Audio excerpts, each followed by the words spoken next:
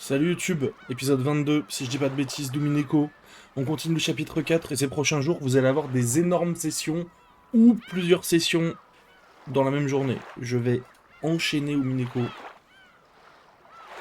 Bref,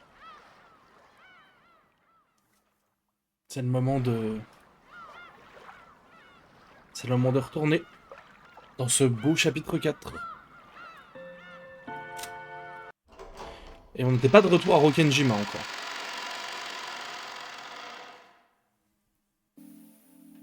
Ok. On venait de voir du coup Ange qui summon les... les Purgatory Sisters, si on peut les appeler comme ça.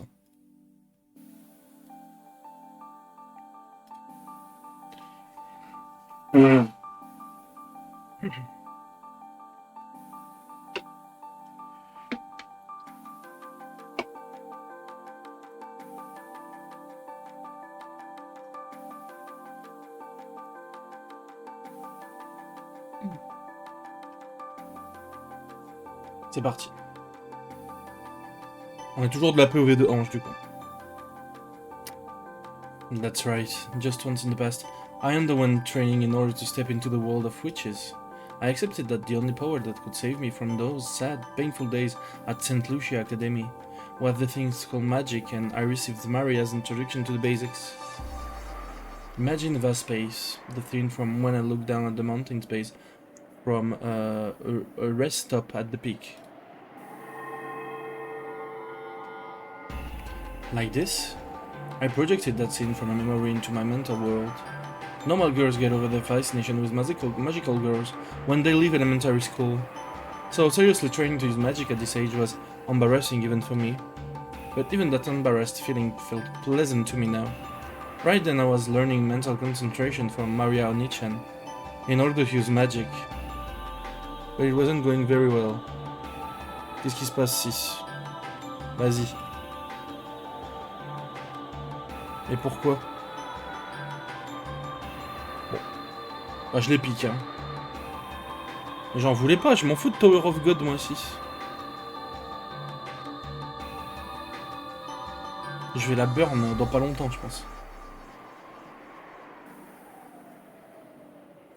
Ouais non je la burnerai plus tard. Bon, hésite pas à me prévenir dans le chat s'il y a des trucs intéressants que j'ai loupé. Mais j'ai le truc à côté mais je vais pas le regarder tout le temps quoi. Je suis focus sur le jeu. It was about as hopeless as teaching a person to wiggle their ears by showing them. It seems that you need to imagine a vast space to gain the mental concentration for using magic. So I remembered the time from my younger days when my family had gone on a small vacation, when I had looked down towards the base from a viewing platform at the rest stop on a peak, and I tried painting this thing in my mental world. No, still far too small. Imagine a much wider space. And create your own mental world. Your image is still way too foggy. There's no temperature in the air and there's no wind. No smells either. The world is still very faint. You can leave those for later, so far now imagine an even wide space. Ryu? Why do you have to imagine a vast space? From the time of their birth, humans have inside of them a toxin that blocks magic. If that toxin isn't purified, you can't use magic well. One effective method of achieving this is to imagine a vast space. Just now I thought of the world as seen from the window of an airplane, but that didn't work. I can't even think of a world more vast than that. In that case, Maria just has to teach Ange about the vast world Maria has. Won't that make it easy for Ange to imagine as well? Yo, Materman, eh oui, Sakutaro, président de la République. Ryu? That's right, and I'm interested in the kind of world Onichan imagines when she uses magic. I'll use it for reference. That won't work. The mental world must be vast and isolated. A world with no obstruction other than yourself. So if you teach someone about that world, it won't be isolated anymore. That's why you mustn't reveal your mental world to anyone. And if you draw up a good mental world, you too must keep it a secret only for yourself. You? So stingy, Maria. Thanks, Sakutaro. I guess there are no shortcuts in training. I'll make an effort. It's okay, I've been given plenty of hints. You? Do your best, Ange. Until recently, I thought there was no way something like magic could save me. After all, magic doesn't exist in this world. That kind of thing's supposedly nothing more than an illusion, a delusion, a daydream. However, Marioni-chan showed me that she could fill her own world with happiness, using a power that's impossible for me. I used to look down on that happiness as something empty. Because I didn't believe in magic, I also denied everything else, refusing to believe in the happiness that magic gave birth to. But slowly, bit by bit, Marioni-chan's world grew happier. In the past I disparaged it, thinking it too pitiful to look at. But that might have been nothing more than jealousy.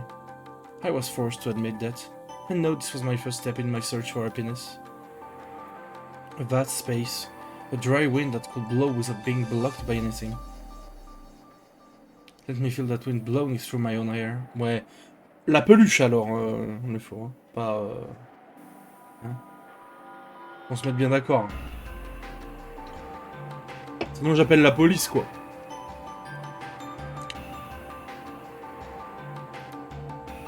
I see, even the ground might get in my way as I am now. Then I don't need a ground.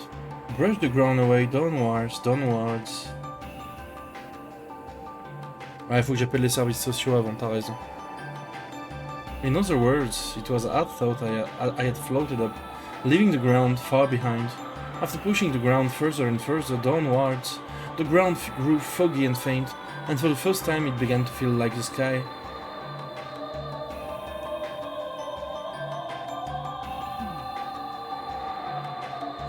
Then I understood its vastness. In that instant, I felt the vivid wind go right through even my body. In other words, blowing through me without any resistance. Yes, maintain that sensation. Yeah, I get it.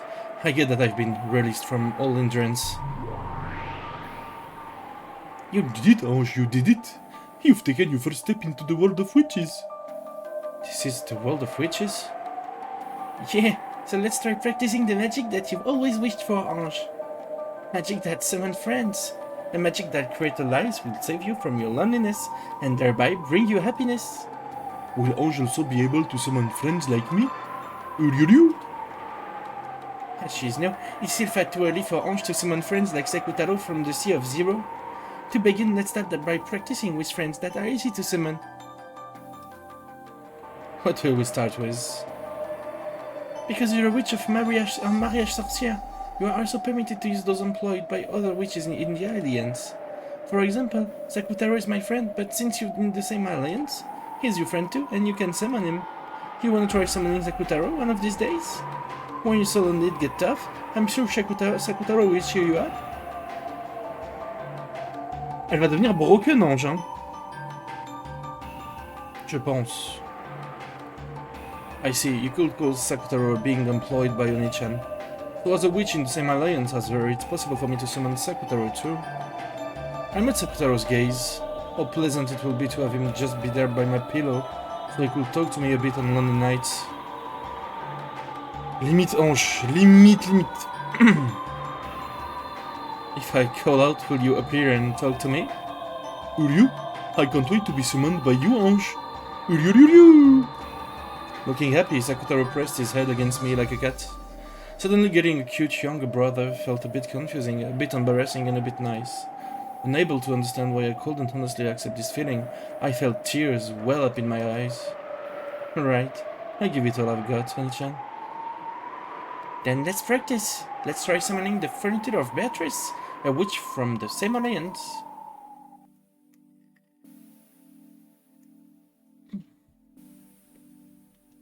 Beatrice Furniture. Bon, ça va, en vrai, elle en a déjà invoqué 5. Hearing Beatrice's name gave me a slightly strange feeling. When it came to the crime on Rokkenjima, the public kept going on and on in a frenzy about how it was a sacrifice ceremony performed by a witch. And that witch was Beatrice. So if the witch did commit that crime, that would make her the culprit who stole my family from me. However, Maria Oni-chan said that Beatrice was a good witch. If I had negative emotions towards Beatrice, she'd get mad, leading to a nasty fight and refuse to talk for a while. At this moment, Oni-chan was my only close friend, so to avoid worsening her mood, I decided to think of Beatrice as nothing more than Oni-chan's magic teacher. Also, I believe that the crime was a conspiracy cooked up by Aunt Eva. I will definitely expose the truth about that someday. Ange, obstruction entering your body again. I'm sorry, I lost my concentration. One more time. I'd expect no less from you, Onichan. You instantly noticed that I was being overcome with idols, so... After shaking my head just once, I reimagined the wind blowing through as a vast space. The Seventh Sister of Purgatory? That's a pretty creepy name. But they're very energetic and fun kids. They might become your new friends, Ange. First, I'll show you how to summon them. Watch. Mariana-chan lifted both hands up to the level of her head and quietly unified her mind.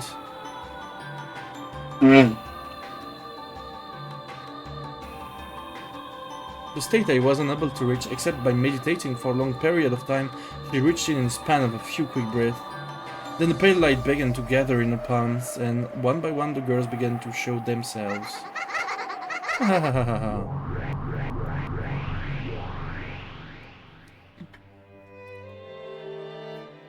1, 2, 3, 4, 5, 6, 7 people. The way they were summoned one after another in a line was a masterpiece. Incredible. Just like the illustration in Oni-chan's grimoire, the Seventh Sister of Purgatory, the younger sister was behind the eldest, Lucifer, who saluted Oni-chan. The Seventh Sister of Purgatory right here. Lady Maria, it has been quite some time. Yes, long time no see. Is everyone well? We furniture are what we are because we are used. To us being summoned after so long is truly an honor. Yes, Sakutaro! It's been so long! He looks as cute as ever. Me first. Yeah, today is so fluffy, squishy and cute. Ah, let me hug him too. Would you? Can't breathe. C'est genre Schleudou quoi, ça non, vas-y, allez. I won't run away, so let go of me, everyone. Hey, you all, are you trying to break Lady Maria's furniture? Anyway, get away from him. Hugging him is prohibited. Even so, you're saying that, it looked like you want to hug him to the most, certainly. Ha! It's not like I have any interest in something so fluffy, squishy, and cuddly. Hey, be silent in the presence of Lady Maria and Ange-sama, you foolish sisters. They were so energetic. I was shocked by their sudden burst of activity right after they appeared. And on top of that, I was surprised that the innocent Sakutaro was on such good terms with the Seven Sisters. That's unexpected, to think that Sakutaro will be so loved by such shady people. The fellow member of the same alliance? They're nothing to be scared of, right? Of the off chance that their mood worsens, it looks like they could finish Sakutaro off in an instant. It's alright, the witches of the alliance and their furniture are all friends. So Sakutaro can play without worrying. Of course that goes for you and for me too, Ange. It was one of the pacts of Mariage Sorcière. Mutual non-aggression and non-interference. Remember witches... Ah, donc ça baisse ça, ma théorie de... Elles vont se retourner contre Béatrice et tout, parce que du coup c'est pas possible quoi. Elles ont vraiment tout prévu, hein.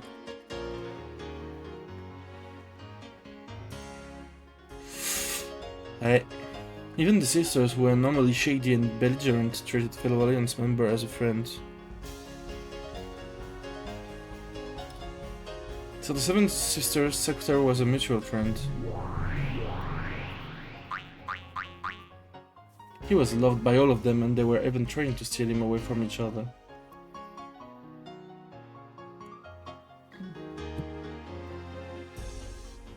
The scene as they squeezed him and loved him was a bit charming. I see, they're fellow member of Mariage Sorcière after all. At a glance you'd think that Sakutaro's casual atmosphere and the Seven Sisters' shitty one would be like water and oil. It looked like they definitely wouldn't be compatible. And yet they were interacting in a friendly way, like it was completely natural. If this wonderful alliance could join all the peoples of the world together, I wonder if everyone in the world will be able to become friends right away. And you Seven Sister, listen! Right now Ange is in the middle of magic training, so I want everyone to lend their power. Certainly, Lady Maria.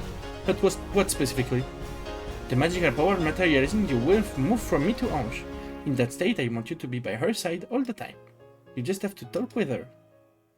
My apologies, but I wonder if Ange-sama's magical power will be able to easily summon all 7 of us around the clock.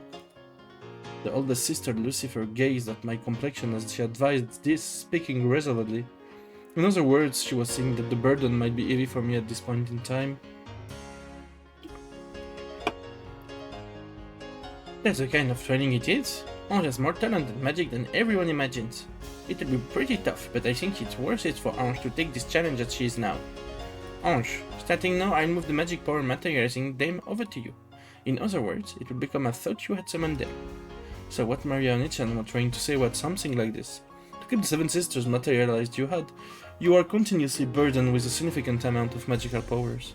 Maybe you could say it was like training while wearing a weighted wristband.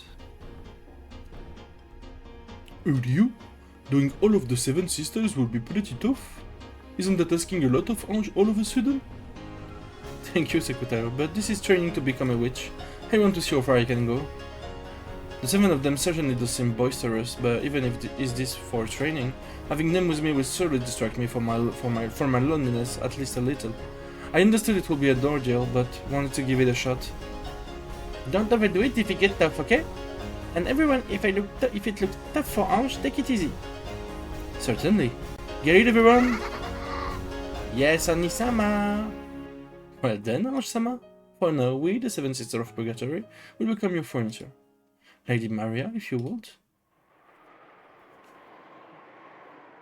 Yeah. So, Ange.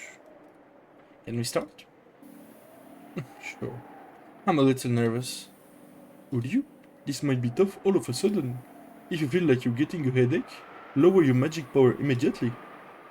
Okay, I'll move the source of magic power over to Ange.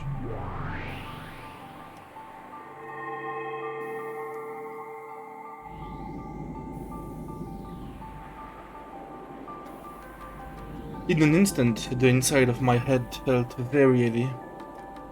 It's tough. Until then, the inside of my head had only been used for myself. It was almost like it was now being used for 7 other people. If they just stood there and blinked once or let out a single sigh, that would put a strong pressure on my head. Lady Maria, my apologies, but perhaps the burden from all 7 sisters at once might be too great after all. I'm okay. No, it won't work after all. You're using all of your energy to materialize them. Oh putain, attends le faux. Ok. T'as failli me brain. J'ai le truc à côté, j'ai vu un post.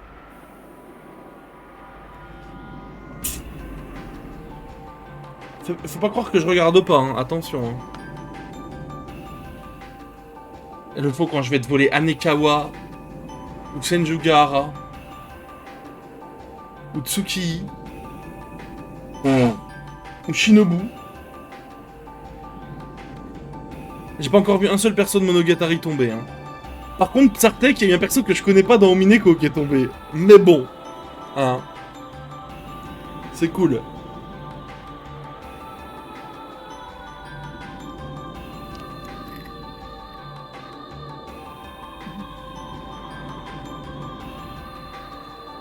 C'est pour ça qu'il faut que j'avance vite là.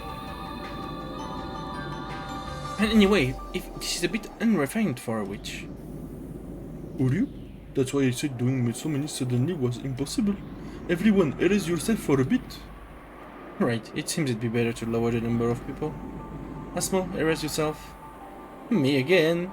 I'm opposed to youngest sister bullying. Disappear starting from the top every once in a while.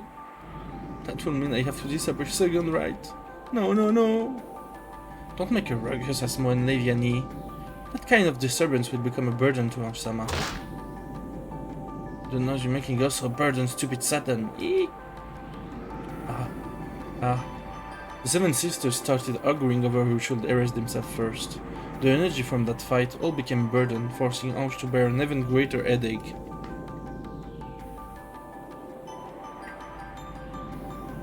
En fait, moi, ce qui me surprend, c'est que là, pour l'instant, on n'a quasiment pas vu Rokenjima. Et je me demande comment la partie va se dérouler, mais elle va être rush en vrai, je pense. La game va être rush de fou, hein.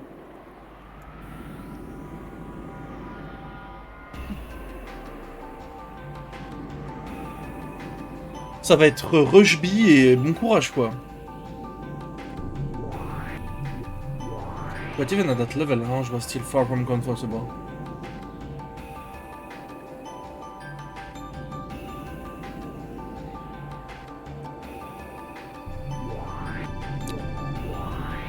In the end, 1/6 of them has erased themselves. I was finally able to calm my breathing.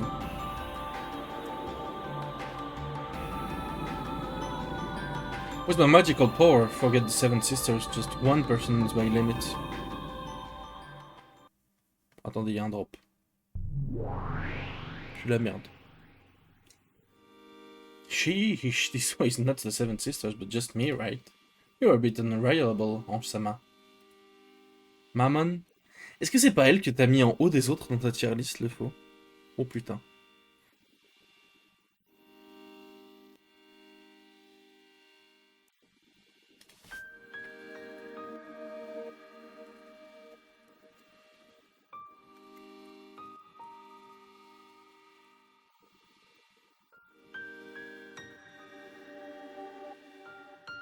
Oula, attends, il y a des spoils dans mon salon Umineko. Je peux lire ou... Bah non. Je lis pas... Je lis quoi, en fait? Je lis rien, là. Je reste tranquille.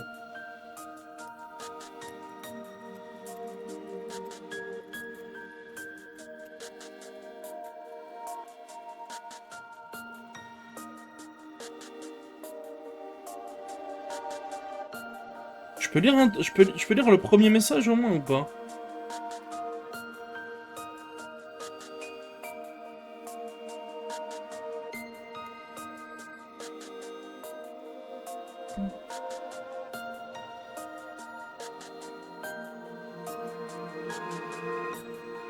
Bon bah je lis rien.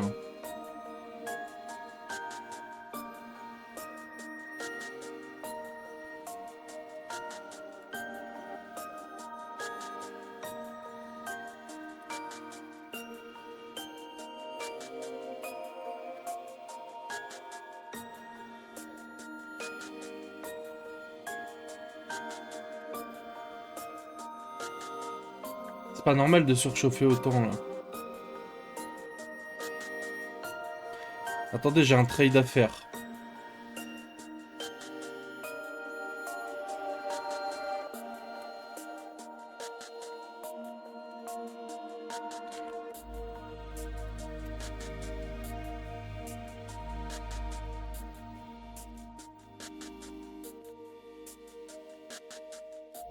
Tac, tac. Et... tac.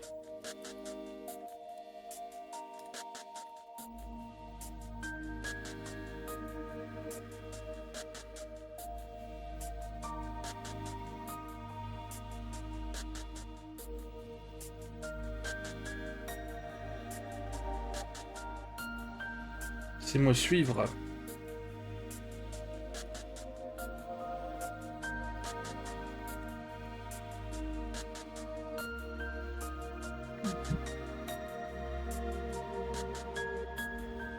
Who are you? Ramon, you shouldn't say things like that. Ange is still just starting her training. Are you alright, Ange? Is your headache okay? Sakutaro stretched up on his tiptoe, trying to pass Ange's head. Watching this, Maria scratched her head, acknowledging that this student training has been too difficult.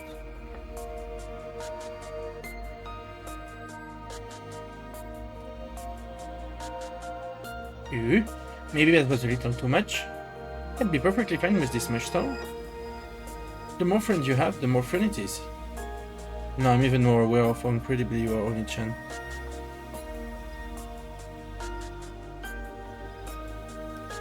Apparently, when one reaches Mario Oni-chan class, one can summon enough people to perform in an orchestra. For a witch apprentice, that's a wee inspiring. Are you okay, Ange-sama? I'm sorry. It looked like summoning you is the most I can do. C'est peut-être pour ça qu'elle est plus en haut que ses sœurs dans la tier list de l'Eupho. Hein. Eh oui.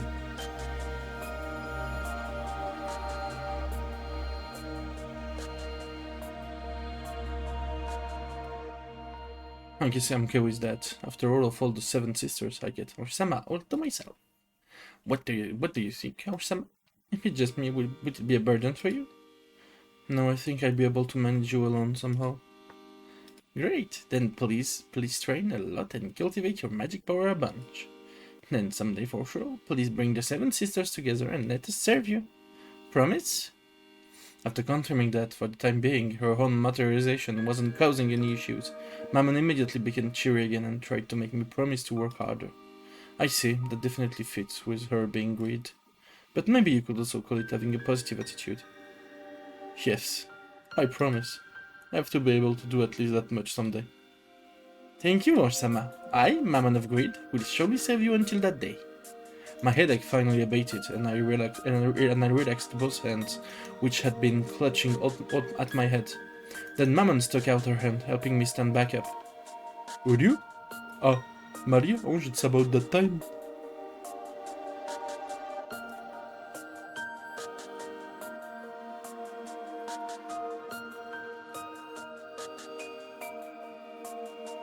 If we don't return to the room, you'll be scolded.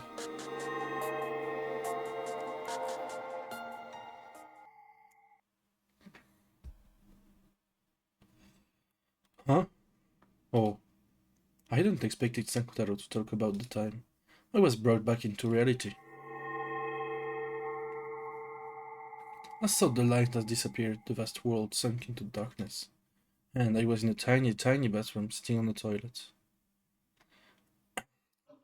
Onichan's grimoire was open on my lap.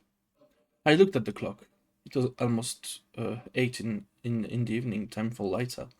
If I show up late for a roll call before lights out, not only would things get pretty annoying, but it'll cause trouble for my roommates and floor mates. I couldn't care less about causing them trouble, but I don't want them messing with me later. Ah, my free time by myself is already over for today. I sleep, wake up, tomorrow will begin, and another long, grey, cold day will repeat again. I closed the grimoire and rose from the toilet seat. At the time, Oni-chan appeared again and spoke. Hey Ange, you're forgetting your training. Take Mammon with you. I'd forgotten. En fait, j'arrive pas à comprendre si Ange est entre guillemets morte en tombant du gratte-ciel, mais en fait elle est pas morte. Et du coup, il y a juste une partie d'elle qui est partie voir Battler au. Enfin, qui s'est fait summon par Berknestel, quoi. Ou si c'est vraiment deux entités très différentes, vu qu'il y en a une qui est une sorcière et l'autre qui est en train de pratiquer, quoi. Je pense que je devrais être censé l'avoir compris, peut-être ça, mais bon, j'ai du mal. One more time, I created a strong image of existence of Mammon in my mind. You're so mean, Osama. Why did you erase me so suddenly? At this rate, we won't be able to call our 7 sisters easily. I'm sorry, I got careless. It's been incredibly long since I've materialized in the human world, so I'm interested in absolutely everything. I'm getting a bit excited. Where is it? The St. Lucia Academy dormitory. This is a stall in the shared bathroom. Each room has its own bathroom, so no one comes here. Ah mais non, mais non, mais non, mais non, je dis n'importe quoi. C'est le passé, en fait. Je dis n'importe quoi, ça j'avais... Mais non, c'est pas possible, elle a commencé à summon Mammon. Non, ok, c'est bon, j'ai compris, j'ai juste eu du mal à remettre dans mon esprit. Ça, c'est avant le moment... Ok, ça c'est avant le moment où elle est en cavale. C'est quand elle est plus petite. Où elle traînait la magie, avec le grimoire de Maria, etc. Et où elle avait Mammon à ses côtés, comme elle le disait. Et on n'est pas dans le présent, du coup. C'est bon, je l'ai. Waouh, c'était... Je suis vraiment daubé, hein. Ok.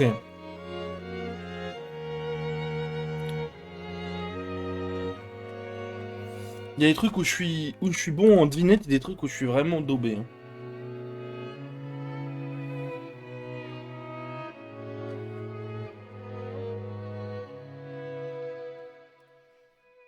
So in this dorm, you have to hide in the toilet stall even to read a book? Do you burn books or something? I have a two-person room, so my roommate's always there. Our relationship is gloomy and... C'est quoi cette merde? Bon, ça va. And it feels like I'm always getting ignored. The atmosphere is bad, so I really can't relax there. And as long as I'm not there, she can do what she likes, call her friends over and chat away. It's more convenient for them too if I don't return until just before lights out. There's also a library, but there's a group that uses it as a meeting place, and they're always talking behind my back. So I don't like to go there. During lunch, it's the bushes behind the school building. During the night, it's the stall in the shared bathroom in the dorms. Those are the only hideaways where I can find peace. I opened the door to the stall and went out. I turned around, signaling with my eyes for Mammon to come with me. I don't really get it, but I realize it'd be hard to call this place pleasant for you, Osh-sama. Let's go down quickly. I hate the air here. Really? I think here is the most decent.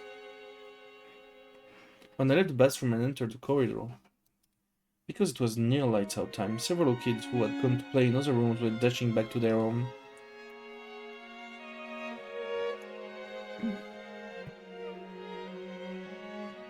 When it came time for lights out, we had to change into uniform pajamas that we hated and called prison clothes, line up in the hallway and go through the dorm leader's roll call. On the off chance that someone was late, we would take collective responsibility, and all of the floormates were to undergo punishment in the form of volunteer work. As long as I avoided this, the girls would look at me coldly, but they wouldn't get in my way. That alone was enough for me. Mom looked at the passing kids and the furnishings of the dorm with interest. Without paying her any particular attention, I hurried back to my room. In front of my room was my roommate, who had already changed into her prison clothes, chatting with some kids from the room next door. When they noticed me hurrying back, the topic of their conversation noticeably changed. They lowered their voices, stealing glances at me. I acted like I didn't notice, went into my room and changed. Then I hastily went out into the corridor. Everyone was already lined up. Hey, this is weird. I thought it was a school of rich girls. It's like a prison. It's stupid. You think so too? That's what I think. And unlike prison, you don't get out early for good behavior. After bad mouthing the place, I noticed something. Having someone to listen to your complaints feels surprisingly good. Fortunately, Mammon's form can only be seen by her summoner, me. And of course, there was no need to speak out loud this conversation. And all I had to do was speak inside my mind so no one could listen in. Magic and the French create might actually not be so bad. All of these people are shattered brats. Feels like they aren't even alive.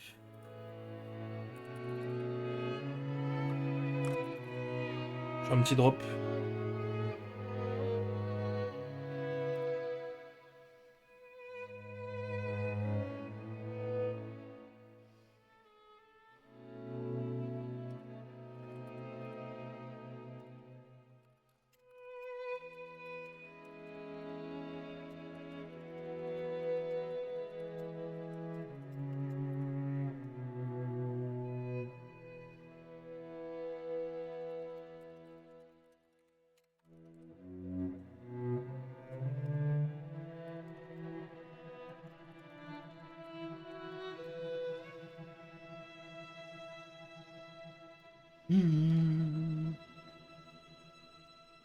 Stop it. If you're seen by some chance, it'll be pretty bad, right?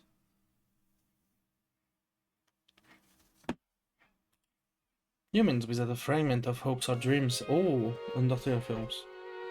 Or like a lump of anti-magic. There's no way they'll be able to see me. Ah, you're a life form can't even see. Are you okay being around so many humans with that magic-resistant accent? I'm fine, I continue to materialize on summer. Although, since you probably have to keep concentrating to materialize me, there's a chance you'll neglect your daily life. Look, that girl you're sharing a room with is calling you, right? Huh? Oh.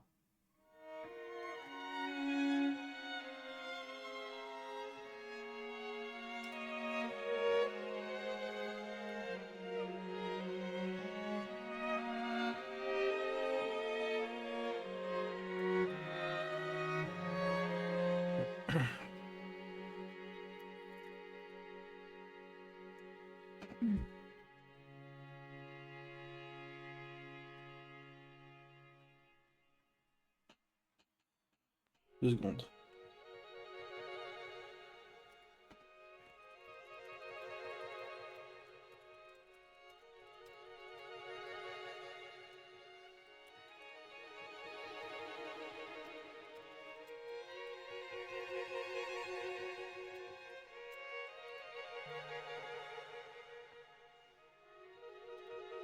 Uchirmi, are you listening? How about our weekly duties are starting next week? She's probably trying to push a few more chores onto me. My roommate, who never even looked me in the eye normally, was smiling at me unpleasantly. Oh putain. Oh putain, Honkai Star Rail là. Magnifique. Si, s'il a essayé de voler ce brigand. Bas les pattes.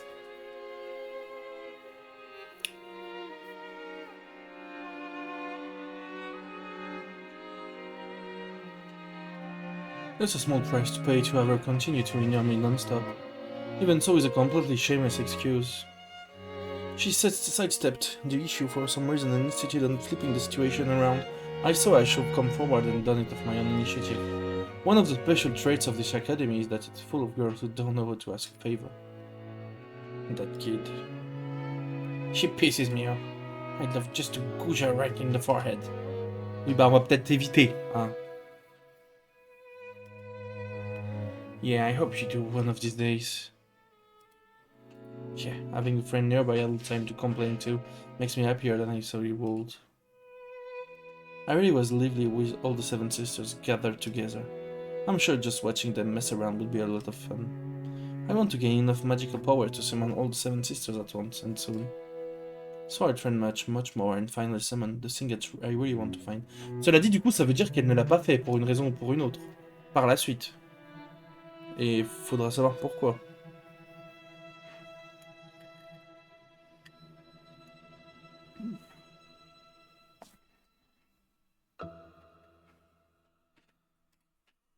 Hmm? What is it you really want to summon, Osama? Oh, le evil boo. Maman noticed my conversation with myself inside my head and asked about it blankly. I hesitated to talk about it, but they figured that there was no reason to hide it and told her. My family, Dad, Mom, Oni-chan. So you mean the souls of the dead? Calling a resident of another world is summoning, but calling back the souls of the dead is called resurrection, and they're completely different. Resurrection is supposed to be a very high-level magic. I know, so much so that even Mario Nichan can't do it at all. But that's the thing I want to find with magic the most. I've been warned that it's a very difficult high-level magic. So great that, in the worst case, I might not necessarily reach that point, even after training for my whole life.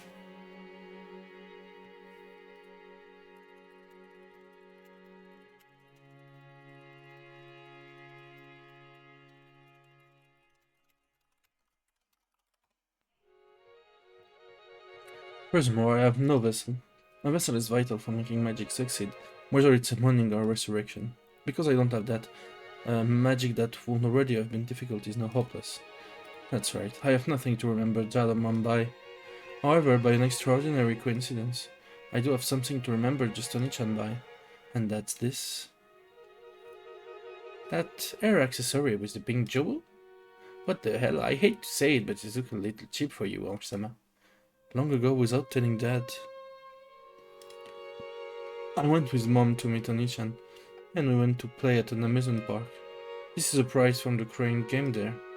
I know it's cheap, I realize that it doesn't match my style and I get that it's too childish. But this her accessory is the only thing that makes me feel as a battler Oni-chan by my side. D'accord, donc en fait, elle veut pas lui dire son nom, mais quand elle le voit, elle est pas émue, elle est pas... Elle est pas... Genre elle se dit pas je vais lui dire que c'est moi quoi. Globalement. C'est... Ok, pourquoi pas. Après elle était plus jeune là, peut-être qu'en grandissant elle a plus envie, mais elle a quand même gardé cet accessoire sur elle quoi. Donc ouais. The glass case had been filled with plastic capsules, with fun-looking things. It seemed that each capsule had some cute accessory in it. The game was to grab those with the crane, but I was young and it was too hard for me. I tried it several times, but it didn't get even close. Mom said that whoever was inside was probably cheap anyway, and we didn't even know what we'd get. There was no point in getting all upset over it. but whether it was something cheap or not wasn't the problem. The process of grabbing happiness with my own hands felt really important and sacred to me. So I wanted the cheap thing inside more than anything. Then Butler and Nichan came over after finishing a game of shooting soldiers with a gun and tried to do it for me. With his arm that were longer than mine, Onichan grasped the happiness that I couldn't reach. Onichan really was coordinated. It seemed he often played with his friends at the arcades. After only 1 or 2 attempts, he grabs the thing on the other side of the glass with the crane that I hadn't even been able to touch, and threw it into the exit chute. Elle a quand même des souvenirs précis de Butler, hein, ça me fait vraiment de la peine.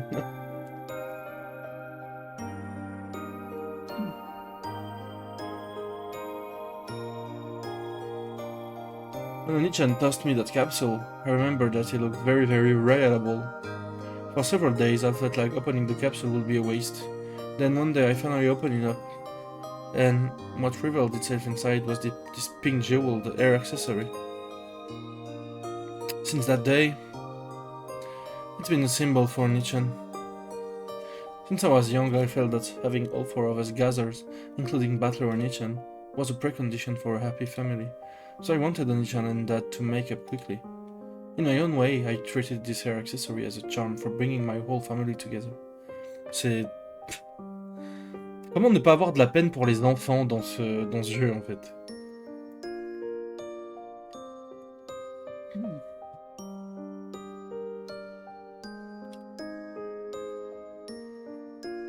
So I always used to wear it. I wanted to feel my reliable, fun and wonderful Onichan by my side all the time, and let him live in our house. But my memories of Onichan are very distant. I can't do it as easily as Maria Onichan.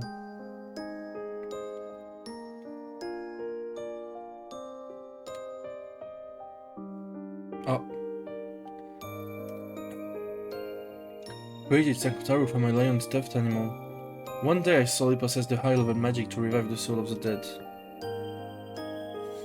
And the only key, the only vessel that can make that successful is this. I see. I did feel an incredible magical power from that hair accessory. So that's what it was. Magical power? This magical power and the thing Onichan gave me? Maybe I should say that it resides in you, Osama. Your strong desire to call your brother gives you magical power. Resurrection certainly is high-level magic, but there can be no mistake that you're steadily and unconsciously climbing the stairs towards it. I'm glad. It's nice to hear someone other than myself acknowledge that. Your own effort isn't something that you can observe by yourself. In that sense, even though this word came from a shady demon girl who controlled one of the 7 deadly sins, they made me very happy. Well, I can't guarantee that you will obtain the resurrection magic before your life is over. However, your power as a witch is proportional to the heights of the mountain you dare to climb. If you don't lose heart, I'm sure you rival even our former master, Beatrice, as a great witch someday. I wonder if I can. I wonder if I can become a great witch and revive Onichan. No, my family. The Witch of Resurrection, Lady Ange. Yeah, wonderful. A Witch of Resurrection is a very rare kind of witch. Having a master like that would make me pretty proud. C'est pas du tout la sorcière de résurrection, je crois. Dans les... Endless Witch. Comme Béatrice d'ailleurs. Donc non.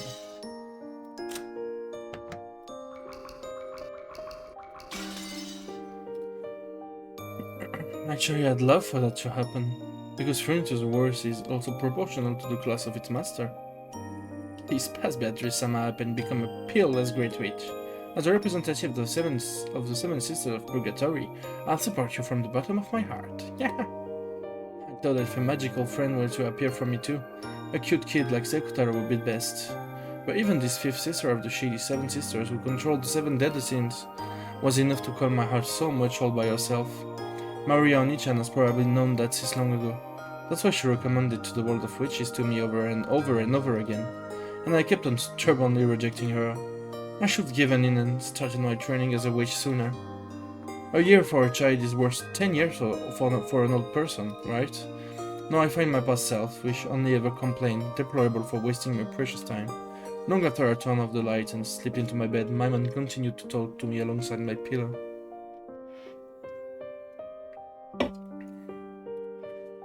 I promise, one day for sure I'll develop a magical power that can summon the 7 sisters, and I'll let them have a lively and fun time. The 7 of them make a single whole. None can be left out. Family must be together. I must bring them together. Je comprends. Et elle comprend très bien aussi, et c'est beau.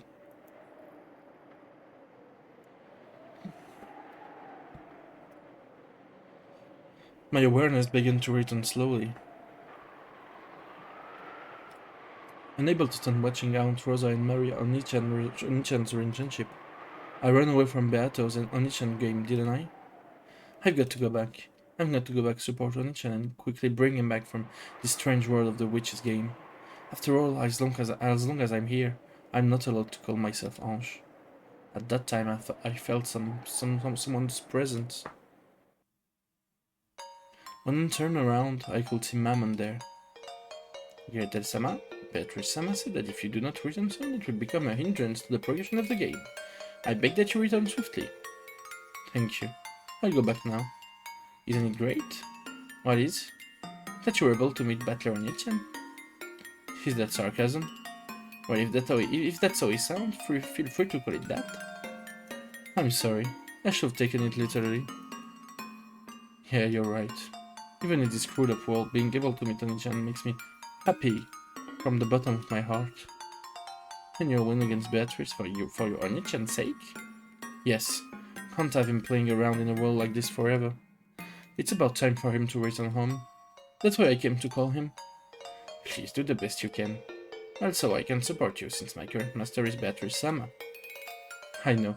Until October 5, 1986, you are Beatrice's furniture. And eventually you'll become my friend. But eventually you'll throw that friend away. After all... Mammon moaned as if she'd bit her tongue, staggering as she clutched her chest. Apparently the rules apply to people other than me as well.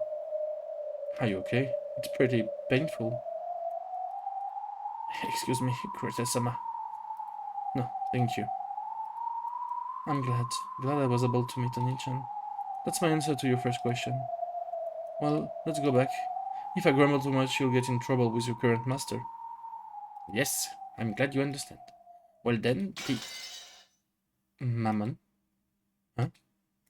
I'm sure Mammon was about to say, well then, this way. But then she stopped. I thought the film had been torn off at that point. It looked like she's suddenly frozen.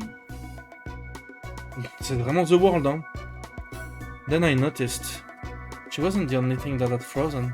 Even the air and floating bits of dust had frozen in place in empty space. A world where it seemed every time had frozen. Alors là, je l'ai. Si c'est pas une référence... Je mange mon chapeau.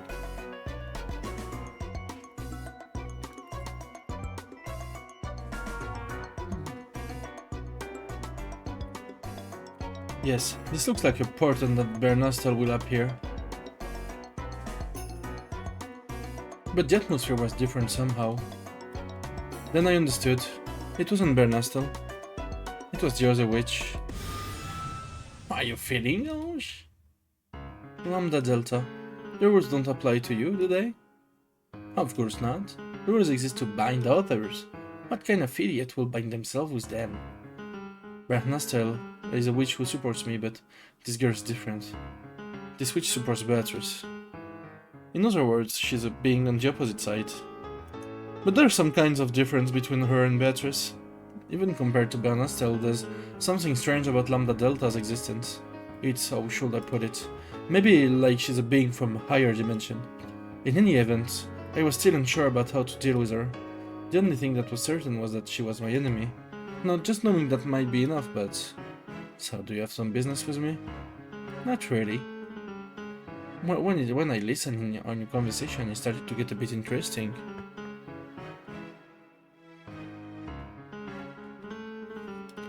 I thought I'd let you hear something good. You're supposed to be my enemy. I can't think of a reason for you to tell me something that helped me. So the moment I start listening to you, I lose. Bye, see you next time. Don't misunderstand. My opponent is Baron, not you.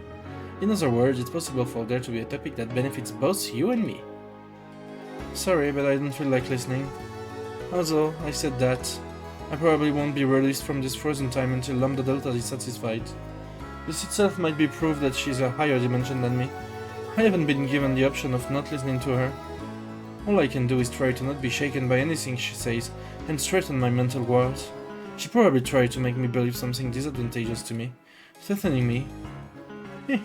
There's no need to square off like that. I just came to resolve your misunderstanding.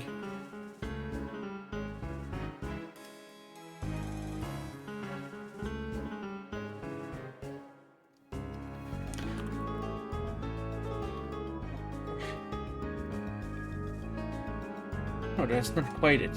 I came to let you know about the lie Bernastel told you. Bernastel lied? Didn't Bern make it sound like your big brother would come back if you defeated Beato? Who knows? I don't feel like talking with you. My brother coming home, I hadn't been promised anything that dreamlike. Getting just one person, and if I was lucky, had been a promise without very high hopes.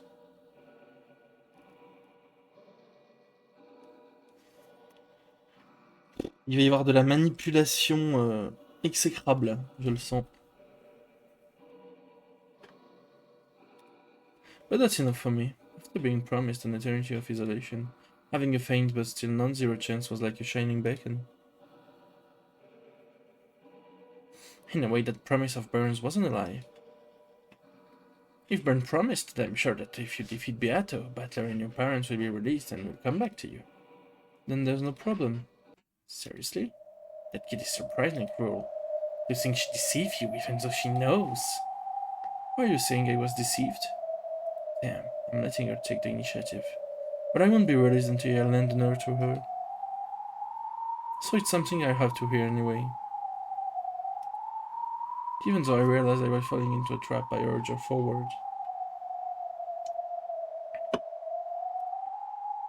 What year is it now? You're talking about the world of the Great Game Board? In that case, it's October 4, 1986. That's right. So if you win against Beato, then on October 6, when the typhoon has passed, the people who were trapped on the island will return. On October 6, 1986, that is, right? So what? How was your October 6, 1986? You were at your relative's house, right? I'd been at the house of the only Sumadera my mother trusted, Grandpa. We got a call. When I was playing with building blocks in the tatami room, we got that call. After watching to make sure that I remembered, Lambda Delta looked up unpleasantly and spoke. Hey!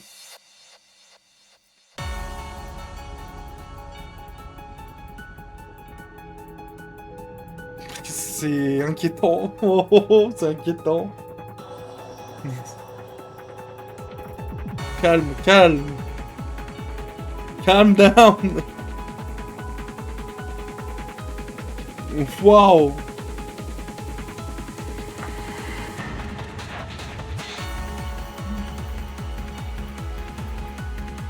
Hey, on your October 6, 1986, did Butler and Chan come home? Even though I didn't understand what she was saying, I noticed an unpleasant sweat seeping out all over my face. I don't get it. I don't get it. What is this witch saying? See? If you defeat Beato, Butler will certainly be released. And he'll probably return home to his home in 1986. After all, that's how it is, right? Butler was locked up from the 4th to the 5th of October in 1986. It's only natural that he'd return the next day if he were to be released, right? And you're a person from the year 1998. You're Ushiro Miyaange of the year 1998, where Butler did not return. Know what that means? What are you talking about? If my family came back... Ça c'est de l'OST par contre. Hein.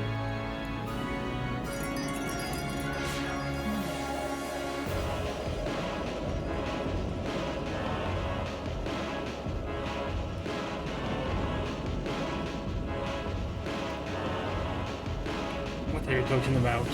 If my family came back home on October 6th, wouldn't that be wonderful? I'd come home from Grandpa's house right away, and then we'd meet. Everyone would be happy. Yes, Ushiromiya Ange probably will be reunited with her family. The 6-year-old Ushiromiya Ange from 1986 would, right? Who am I? Ushiromiya Ange? An 18-year-old old one? No, that's not it. You aren't Ushiromiya Ange. You are which pieces with that name. Strictly speaking, the name Ange Beatrice belongs to a completely different person. Know what that means? I don't really get it anymore. Huh? Huh? Who am I? Huh? And that's why I think Burn's cruel? No, I think she's a meanie. Especially since it's not like she hasn't gone through the same thing herself. Am I being tricked somehow? Yeah, but please don't blame Burn, okay? After all, depending on how you look at it, that kid isn't lying. If Beato is defeated, your family will be returned. Returned to Ushiromiya Ange? But she probably didn't say that this Ushiromiya Ange will be you, right? En vrai, c'est pas con ce qu'elle dit, c'est même totalement logique, quoi.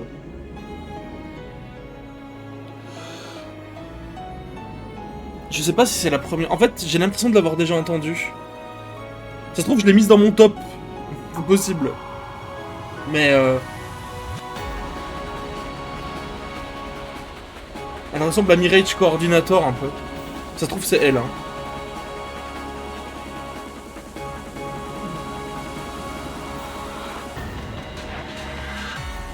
En fait, j'ai l'impression que c'est pas la même, mais j'ai l'impression de l'avoir déjà entendu. Je sais pas, c'est bizarre. C'est très bizarre, le feeling là. Mais elle est incroyable en tout cas. Ça se trouve, je l'ai déjà mise dans mon top et je sais même pas, tu vois. C'est très bizarre. Was it like that? Was it like that? What did Bernastel say to me again? Your assistance is required. Your family needs it. Bernastel started by saying that. Then I spoke. If I save them, does that mean my family will come home? And how did Bernastel answer that again? I cannot promise that. She did make me a promise. In exchange for accepting this fight. Yeah, this is what she said. In exchange, I will search for a fragment with the ideal world that you wish for. A world where your family comes home. Yeah, that's right. She didn't say any more than she'd looked for it. She didn't say she find it. But I was prepared for that from the beginning. But even so, that child promised that as long as I didn't give up, there was a faint chance of it happening. And in the end, she said this. I'm giving you a chance for revenge. In exchange, I promise to search for and bring you the happiest resolution amongst the possibilities you're capable of accepting. I've known it was a tough bet from the very beginning. After all, I have no family in my 1988. Even just a small chance of shaking that absolute zero would be worth it. I was warned beforehand that even if I succeeded in my revenge, it might be a wasted effort. So, yeah, there's no lie in that part. Beto's game board is perfect. Even having you around makes the chance of Beto losing so slim that it's doubtful you could even dream of it happening once in your life. In other words, your chance of winning is almost zero, so absolutely that it could be regarded as infinitely close to zero. So Bern can be forgiven of saying that part in such an evasive way. But I can say for sure that she was tricking you when she let you get your hopes up. Non mais là, c'est de la manipulation de tous les côtés là.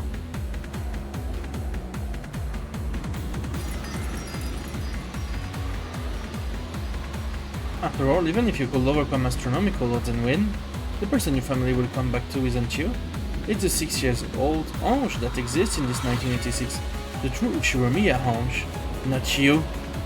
Bern will still probably go around the billions of fragments searching for the best word for you, but didn't she tell you that she planned on bringing it to you as a present, but wasn't able to find it? She did. You're finally starting to notice, aren't you? No rewards have been prepared for you in this battle. No, to the contrary, when smashed, Beato's game board will disappear.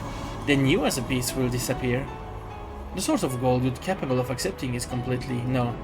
I proclaim it upon my name, upon the name of the Witch of Certainty, Lambda Delta. I proclaim that it's certain it doesn't exist. It can't be. Ah non, là c'est atroce, hein. Ah là là. Que dire.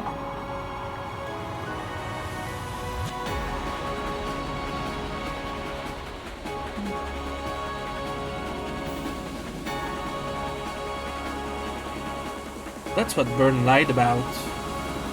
Or should I call it speaking in riddles? She made you misunderstand and think you could be saved. I came to clear that up. In other words, no matter how hard I fight, no matter how hard I pursue victory, my family won't come back to me. They won't come back, with certainty. Fin des espoirs. The Witch of Certainty says it with certainty. Isn't this incredible? Several ancient kings have dedicated historical buildings to me because they wanted me to give them certainty. And here I am, graciously giving it to you as a present. Isn't this really incredible, cute and marvelous? But I have a single good proposition for you. Ouais, Lambda Delta, elle est juste venue crush tous les espoirs et... Super. Super. Vraiment super, quoi. Bravo. Damn, I'm getting completely overwhelmed. I knew I shouldn't have listened, and now I'm starting to be overwhelmed by this witch, Lambda Delta.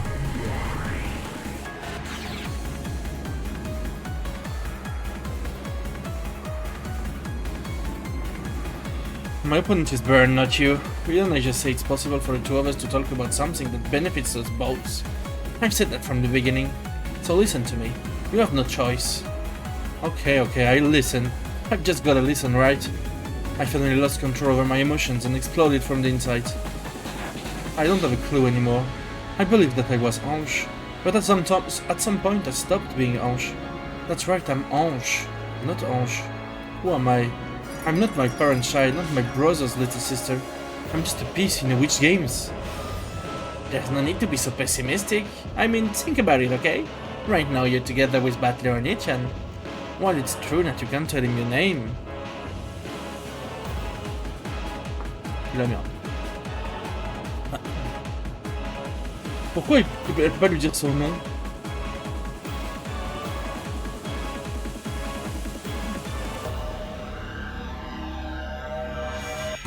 Ça c'est pas précisé ça. At least there is a lie in a game where he battles a witch and you are able to be with him for all eternity. Ouais mais bon, est-ce que c'est pas un lot de consolation d'Ingus quoi?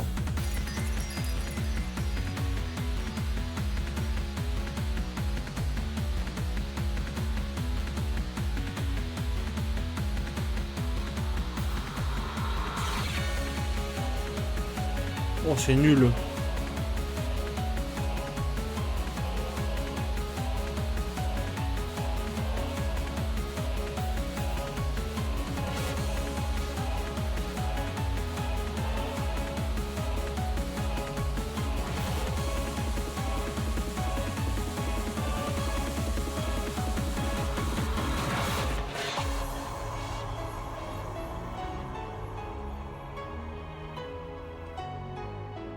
Know what it means? I can't stand it, but I understand. In other words, as long as Onichan keeps getting a tie in this game, it will continue forever. Continuing to tie means continuing the game for eternity, and it means that I can remain with Onichan as a piece. But if Onichan wins or lose, and the curtain closes on the game... Eh oui.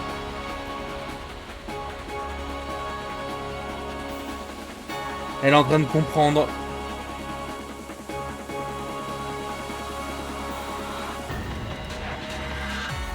You as peace will disappear? How do you define happiness for a game piece? Getting used by someone playing the game, nothing more? You won't find it when the game is shut in a closet gathering dust, right? In the past, the Seven Sisters of Purgatory said it as well. Purgator's happiness comes from being used, not being stored away. That's right.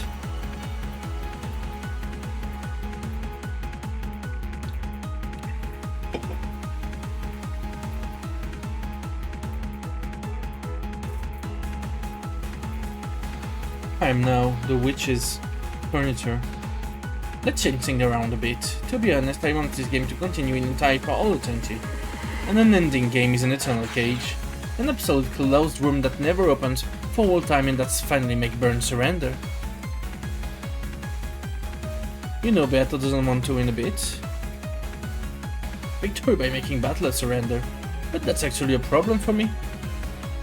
After all, if the game's end, the closed room falls apart.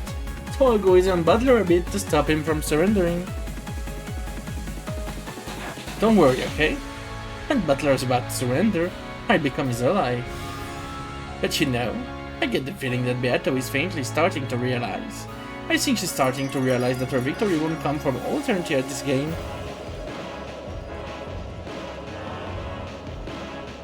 But she's of course the Endless Witch. Beato's stupid, so she optimistically thinks that even so she'll still win eventually.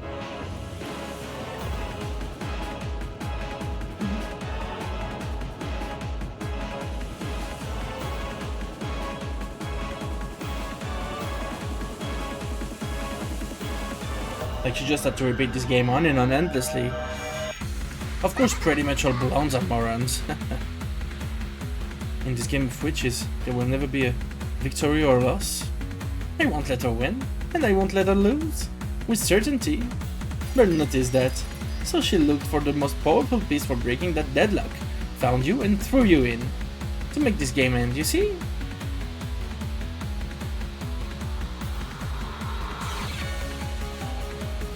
To make this game end.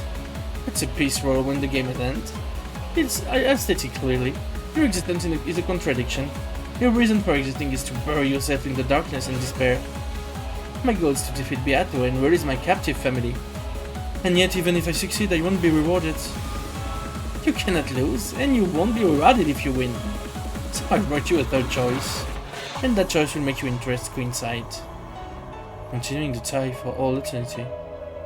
Yes, as long as the tie continues forever, this world will not crumble. What is this world? It's the world of the game with the witch. C'est tellement un trick.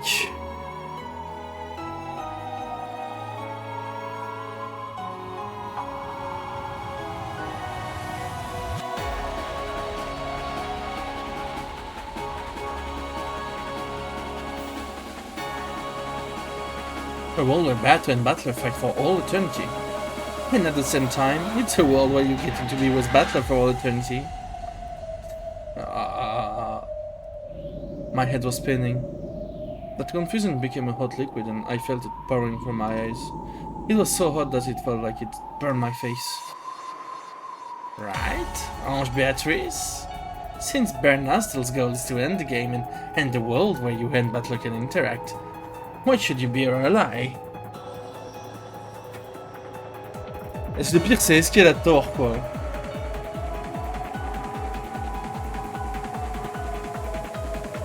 It tricked you, you see? It made it look like you might be saved if you became her piece. But I won't deceive you there. So I say it, Ange. Become my chess piece. Unlike Bern, I won't offer you a reward based on lie that certainly will never be granted. As long as you become my piece and help me so that this world certainly never ends. Then with certainty, I swear upon my name that this world will... Non, faut pas. Faut pas accepter, pitié. I swear upon my name that this world will certainly continue. It's not all. I'll add on a bonus. This word that binds you. I clear it for you. Well, of course, I only do it after you're sworn to become my piece, okay? In my own throat, there was a thick, loud gulping sound. I shouldn't have listened. If I hadn't listened, I could remain an innocent little sister praying for my brother's victory. Bon, le deal est... On dirait les deals de 6 sur Karuta, quoi.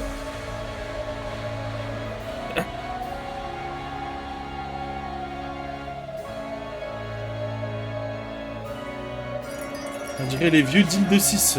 Jamais de la vie, hein.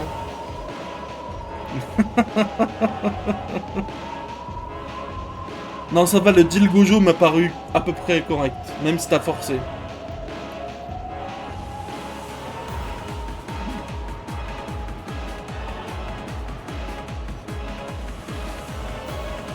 I might have been degraded into a witch's furniture, one that cares about nothing but being by Onichan's side. I'm not telling you to betray your brother, okay? If it looks like Butler's gonna lose, you can save him with all you've got. On the other hand, when Butler closes into Beato too much, I want you to hold back a little. T'es vraiment pas fait douiller 6.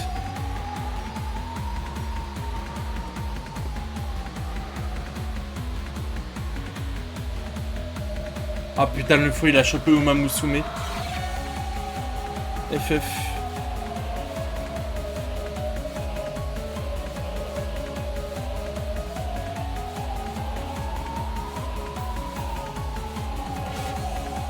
J'aurais dû prendre une carte.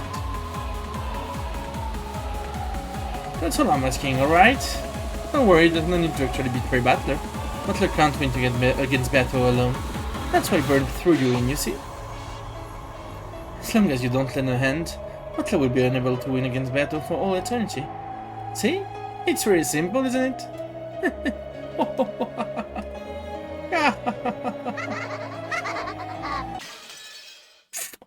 Le G des cadavéricains.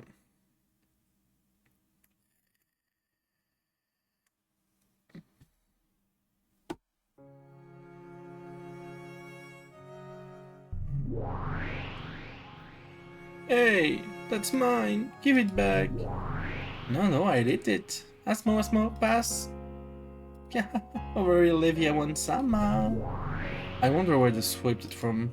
They were fighting over a donut or something, playing around really loudly. Hey, our Sama is reading, so can't you be a little more quiet? Yelling stuff like that makes you the loudest one, Satan. Be silent, you foolish little sister. You're the loud one, Lucifer Onisama.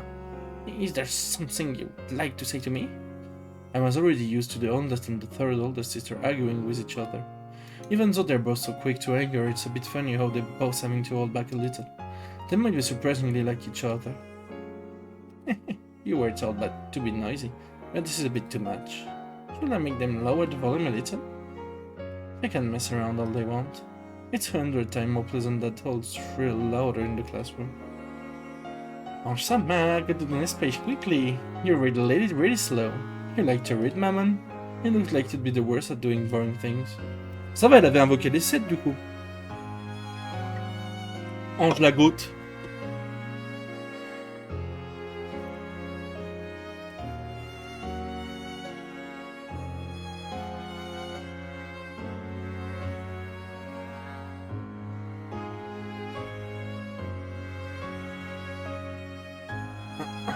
Ça sent bien aimé, oui. Bah là, elle a invoqué tout le monde, quoi. That doesn't include the thirst for knowledge. Still, she wants to keep that knowledge all for herself, so be warned that she refuses to let people read any book you give her, and sometimes burns them after reading them. I like knowing things that no one else knows. I like being able to do things that no one else can do. So I like studying and practicing, because I want to keep wisdom that no one else knows about myself.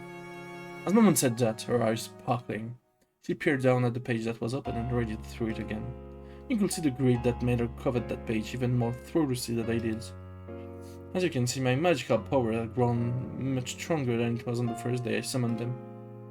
By now I've gotten so that I can summon all of those 7 sisters of purgatory at once and still calmly read a book like this.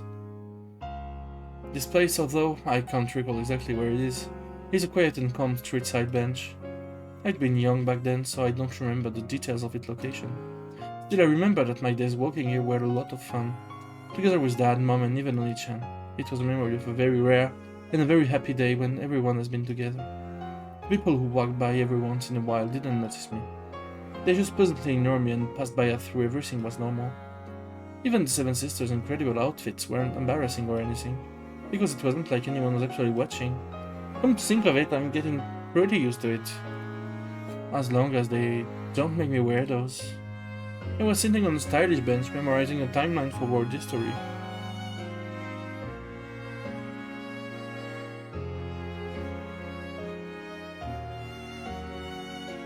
I was sitting on in an academy system where everything is based on collective responsibility. There's no tolerance for dunces. It seemed that I was considerably below the average grade for the class, according to those extremely intellectual girls. If I only improved my grade, the average would rise drastically. They had been kind enough to show me with a graph drawn by colorful pens on a B4 sheet of drawing paper. Then thinking of the effort it had taken to draw that was repulsive, but I've already spat out all those complaints.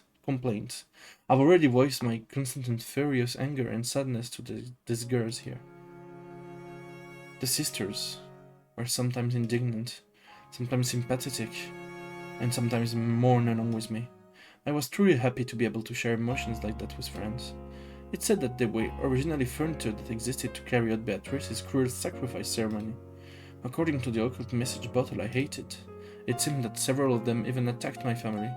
But I didn't believe that, and it's... You savais. And it's pointless to question them about it. They are furniture, so they only respond to their master's requests. Even if they really did attack my family, I can't hate them. What I really hated was the Golden Witch Beatrice, or else that ringleader of the Ushurumi as suspicion, Aunt Eva. Ange-sama, quickly the next page. Oh, sorry, I'm tired. Mind if I take a break? Hahaha, Ange-sama said break. Let's play, let's play. Ange-sama, let's play. When they noticed that I had interrupted my studying, the most energetic younger sister gathered around me. And that wasn't all. Even Maria, Oni-chan, and Sakutaro showed themselves. They'd probably been very close by, but they must have themselves so that they wouldn't interrupt my studying. Uryu? Ange? Tirer des 7 steaks en fonction de leur coiffure. C'est quoi, je la fais juste après, le faux. Pas juste après, dans 3 heures, quoi. 3-4 heures.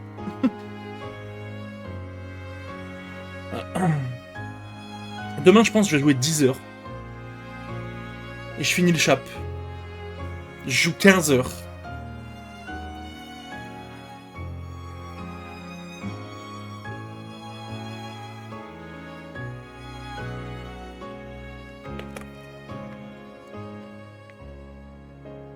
Bah, je peux faire les deux en même temps, 6. Genre là, j'ai Karuta à côté. S'il y a des trucs qui m'intéressent, bah je les prends. Et j'ai toujours un œil dessus sur le côté, genre.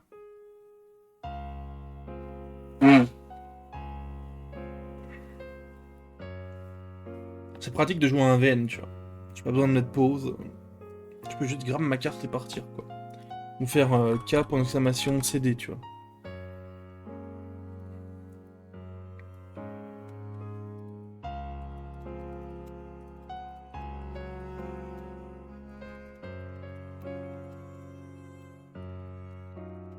Les QTE. Oh non, quand j'ai loupé les QTE. Quand je vais louper le tout boss battle, mais vraiment in-game.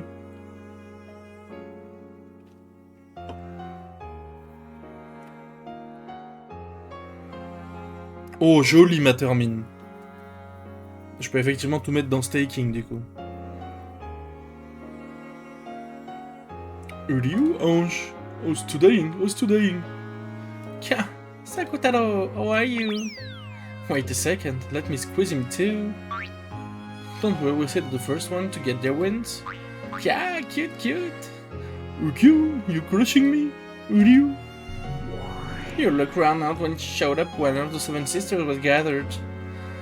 Give up and let us hang you. Come on, it always turned out this way. I apologize for my stupid older and younger sister. En fait, il y a un truc par contre qui me surprend vraiment. Je ne pensais pas qu'on aurait du développement des Seven Sisters. Mais là, le développement est bon pour l'instant sur le chapitre 1.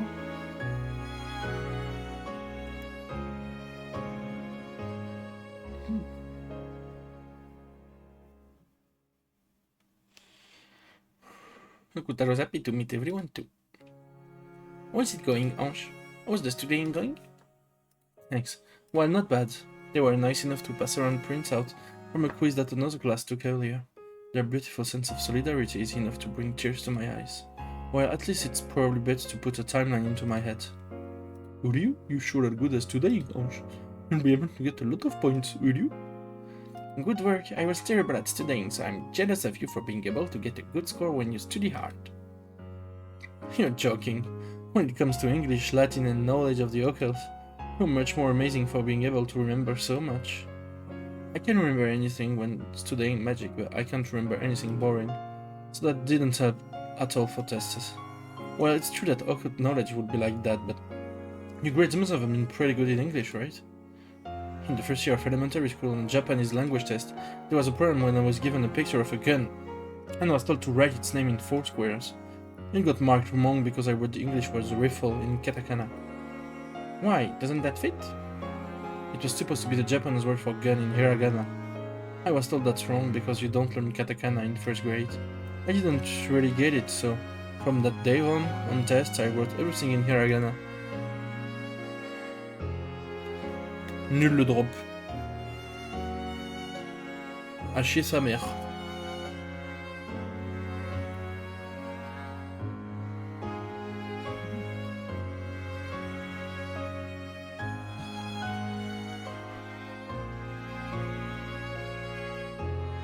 Maintenant j'ai dans 13 minutes. Je vais faire ça.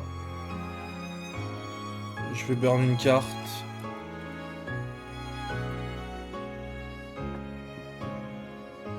Boum.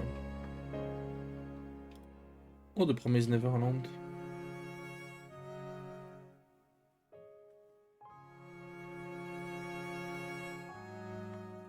Tout va bien. I got in trouble with Mama for some reason. Got in trouble with the teachers too. You were probably born in the wrong country, Onichan. Yeah, and I'd rather have been born in a country of witches so I could enter a witch school. If that happened, you might have much wonderful magical friends, would you? But it's not like I mind it now. After all, I can use a lot of magic and I've got a lot of magic friends. Sakutaro is all I need. I'm not the only one. There's also Sasuke and Sakugichi, the animal band Shimoda the Seal, Sanane the Rabbit, Mr. Pig, and plenty more. Incredible. The number of Onichan's friends keep increasing. Every time I ask, the number of names for our friends grow. But there's no doubt that Sakutaro is our best friend. I'm a little jealous of all those close friends. What do you think? Who are the 7 sisters? Do you get along with them? Those sisters are really energetic. They sometimes say shady stuff, but they aren't bad. I'd wanted to get a cute kid like Sakutaro, but I think being with them now is more than enough. If you learn more of my magic of origins, I'm sure you'll be able to give birth to friends you like, Ange. Creation is still a bit too hard for you now. There's a difference between creation and summoning, and resurrection is also different. So your greatest wish really is to revive your family? Yes, I have a vessel for it. This. That's right, I'm sure that our accessory will eventually become the key to summoning Battler. The rest is up to your training, Ange. Also not knowing how long it'll take enough to make me cry. Ryu, stay strong even if it's tough. If you don't give up, Ange, it will definitely come true someday. If someone gave me some proof that I'd definitely be granted at least that will calm my heart. Ryu, then I guarantee it. Without a doubt, Ange will surely have a wish granted someday. Thanks. I'm glad to hear it, even if you're just saying it to console me. It's not like that, Ryu. Stop it, Ange. That kind of emotion will turn into the magic-resistant toxin. The feeling that your dream will definitely come true is the best seed that buds into magic power. That's right. Sorry, teacher. You need to be a bit greedier, Ange-sama. Go wherever it takes to get the thing you desire. You're lacking the willpower to never give up until you get it. Ryu? That isn't true. Ange's doing her best. Thanks, Sakutaro, Mammon. Caring about it won't help anything. There's nothing I can do except hang in there. I try hard. I grit my teeth. I definitely make my dreams come true. With certainty. Oh! Alors ça par contre...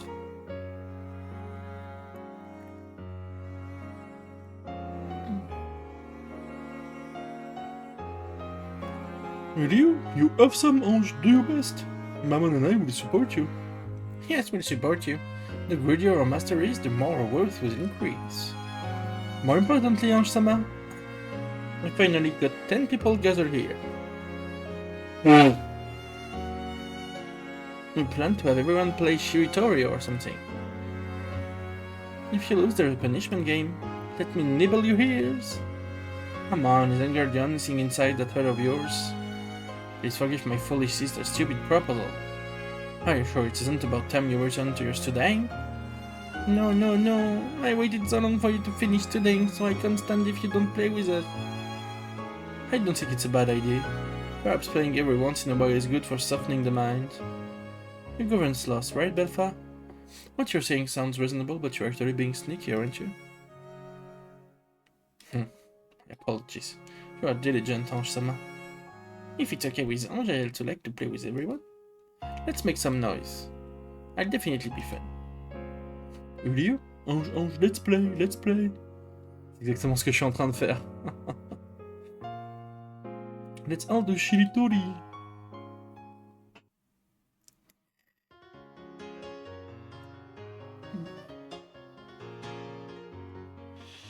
In that case, let's start from Sakutaro's Ryu. In that case, which sound should we start the next word from? Ryu? Or you? From Ryu?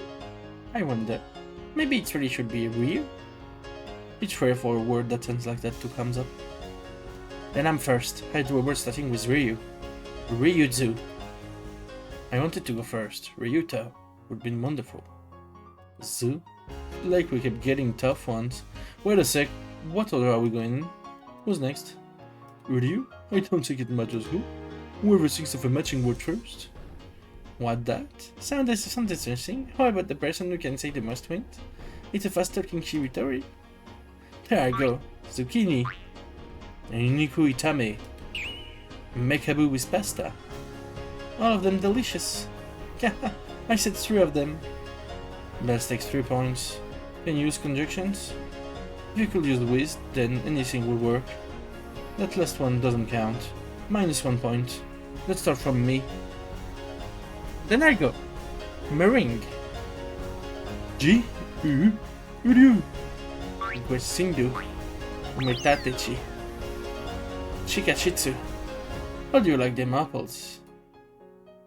Only some, those all are pretty crummy words. So what, then why do you try following up with something refined? Anyway, that's 3 points for me. Ça va le jeu là The next one, 2. Okay, 2. I've never played such a weird territory before. It's fun. Ryu?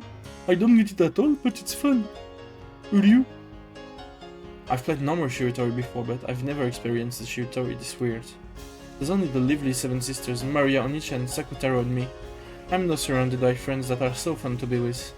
The courage to accept a world of magic, a world of witches. That alone didn't change the fact that I was still locked up in an academy, without a single friend in my class. But despite that, I'm able to have such a fun and lively time. J'ai oublié de save. C'est important de save de temps en temps. I also become a witch like Maria Onichan. And someday I'll hand my family to this fun circle. Dad, Mom, and Onichan. And if possible, George Onichan and Jessica Onichan. And the other relatives. I call everyone here without a single person missing. And we all gather together. This is my dream. That's right. Until I make that come true, I definitely won't lose heart. I'm sure you'll become a great witch, Ansama. As long as you believe in that, with 7 stake of purgatory will always serve by your side until that day comes. You'll be there for me.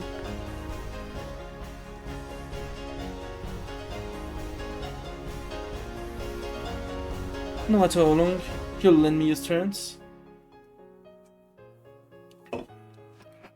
Of course. After all, I'm your friend. Right, Osama? Yes, that's right. Let's all check together and play together. Today and in the future, always, always. Until the day you dream come true, Osama. The lively 10-person game of Shiritori, alongside the street cut off from time, under the constantly bright rays of the sun, would have continued forever. Allez, dis non à Lambda Delta, s'il te plaît. Viens, on en revient à ça quand même.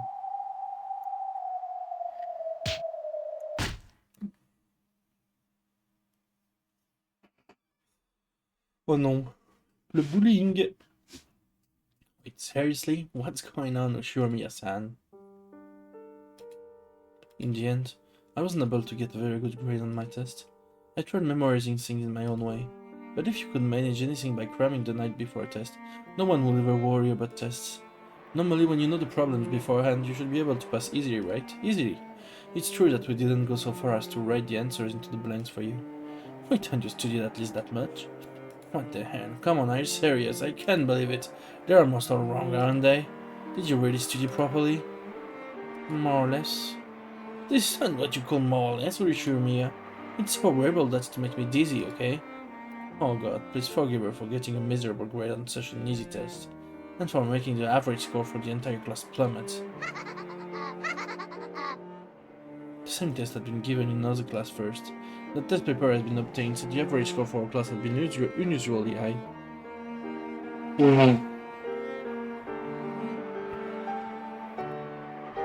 Enough to obscure my slight improvement. However, there was something that I had no excuse for. Comme grande sœur Maria, c'est vrai.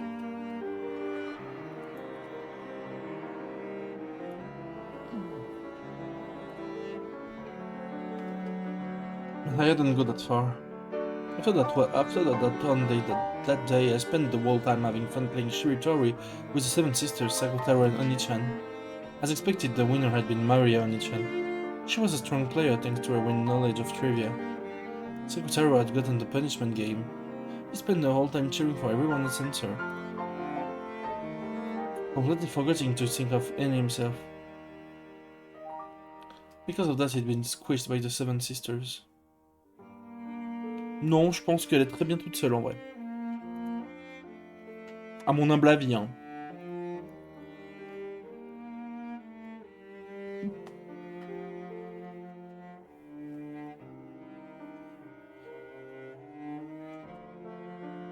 And has his seriously nibble, hadn't he? Hey, are you listening, Shiramiya? They were surrounding me, twittering like small birds. They were annoying, smelly. On the outside of that circle was Mammon, an exasperated expression on her face. This is a messed up school, just like usual. Shouldn't you be happy? More than happy as long as your own grades are good. It's probably because of that collective responsibility thing. Instead of worrying about their own grades, they're more concerned about how embarrassing it is for the class average to be low. Or maybe it's because they really hate the volunteer work they're forced to do as punishment. So in other words, they aren't studying because they want their grades to be good, but because of collective responsibility, and since they hate volunteer work, they're jealous and embarrassed. They don't want to be inferior to anyone, and they don't want to be humiliated.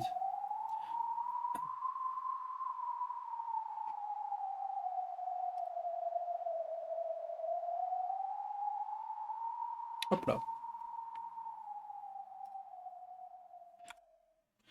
Je vois juste ça, Eno.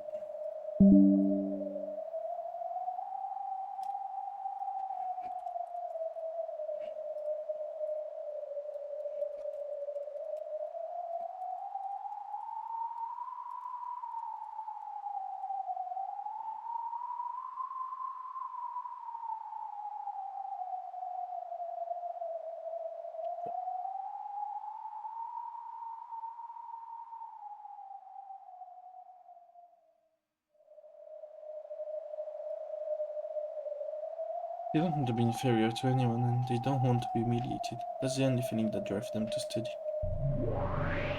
But noisy people, if they want to study, why can't they just do it themselves? In the end, without collective responsibility and volunteer work, they'd have no desire to study. How foolish it is to study without knowing the meaning of studying. Still, those guys really are annoying and stupid. Don't you dare disturb Ange-sama's precious day for even a minute. Oh, I hate those people. Just get lost. I'm hungry. Go away now. Sorry, everyone. I wonder why humans are so shameful. It's probably because instead of working on themselves, it's easier to make you work hard and earn them a higher class average to satisfy them grades. Humans are all greedy. Let that burden on which they greed to make things easier for themselves. We'll eventually be reunited with them of the mountain of purgatory. When they get to the fifth terrace, they better watch their step. Mamans controls the fifth terrace of the mountain that reaches to heaven, Mount Purgatory. Since she's saying, oh mais attends, mais c'est là où est Battler en fait. Au Purgatorio. Since she's saying this, you can probably be sure that after those girls die, their journey to heaven won't be an easy one. No, on the contrary, let them just fall into hell. Sinon, matérialise-les et tue-les, hein. En vrai. En V2V.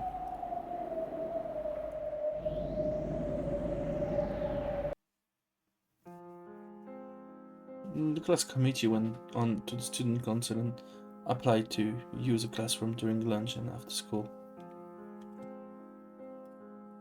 The purpose of use was for class study group, a wonderful little gathering so that they could all surround me and make me study. I'm so grateful I could cry. Which meant that every day all of my lunch and 3 hours of my afternoon would be stolen. The Academy and Student Council, with its theme of student self-government, instantly approved of this pleasant activity that the students were taking up of their own initiative. In other words, I was no longer able to escape after school by leaving the classroom. After school, the first class study group meeting started right away. Would they open the textbook, then kindly and carefully explain so that even I could understand it? Of course it didn't turn out like just a naive illusion. After school in the classroom, dozens of my classmates crowded around my desk. First, before we started studying, why were my grades so bad? What was the reason?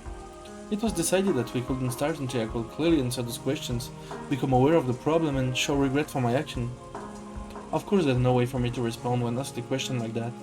They've loathed me all this time, and they rejected me and kept me at a distance, preventing me from joining in on their community. So I've avoided their community myself. There shouldn't have been any conflict for either of us that way. So even in this group that was enthusiastic about raising the class average, they obviously kept me at a distance. Even if I tried to join in, they would probably ignore me, like they were always did in the past.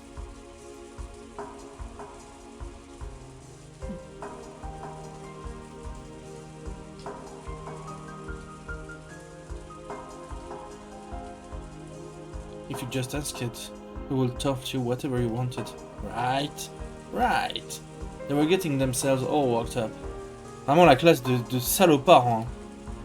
I've already had enough of the hypocrisy of the tacked on excuses. Shuramiya, your problem is that you're lacking at cooperative personality. You mustn't be satisfied as long as everything's good for you, Lord. Those who gather in St. Lucia's place of learning shall have a cooperative heart. It's written right there in the student handbook, right? I think having a cooperative heart is what gives birth to the desire to study together and contribute to the entire class. I believe that itself is the thing you lack before you even start studying, Urishuramiya. But what do you say? Hey, have you even been listening to us? We went to all the trouble of staying after school to study for your sake, right? I'm so grateful I could cry. Of course they didn't like that. This way it's almost make it look we were bullying you, the reprimanded one. Fortunately, I'm normally all cried up anyway. If I'm told not to cry, I can't hold it back. First I was made to write a letter of remorse and read it out loud. Of course this was to be done by today. The class committee politely applied to the student council and the staff room for an extension on the use of this classroom. It seemed it was accepted right away, which means that starting now I'll be forced into self-criticism for at least a full 5 hours here. Shuramiya Ange got a low score on the test and caused trouble for her classmates. That's not right. You getting low grades and causing us trouble isn't the root of the problem, is it? It's a cooperative attitude, right? A cooperative attitude. Come on, why do we even have to direct to Shuramiya on how to write a letter of regret? Her abusive gist flew about on one after another. I followed the direction and erased it. Shuramiya Ange didn't have a cooperative attitude and caused trouble for her classmates. Hey, wait a sec, it's pointless if you just write whatever we say, right? Do you really know what regret means? It's pointless if you don't write it in your own words. Pointless. I always thought you were a bit strange, Shuramiya, but you really are weird. J'ai jamais vu un bullying pareil, hein. Là, c'est dangereux, genre.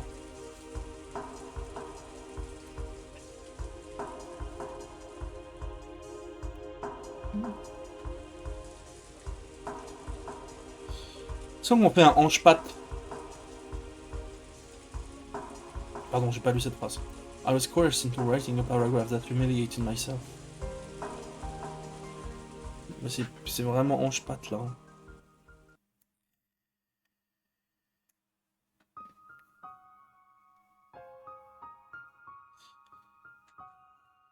At about 9 that night, I was told to stand up and read it aloud.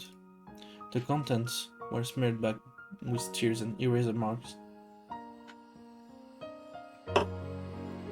It certainly was my handwriting, but it was like a list of soulless letters, whose contents I couldn't even remember.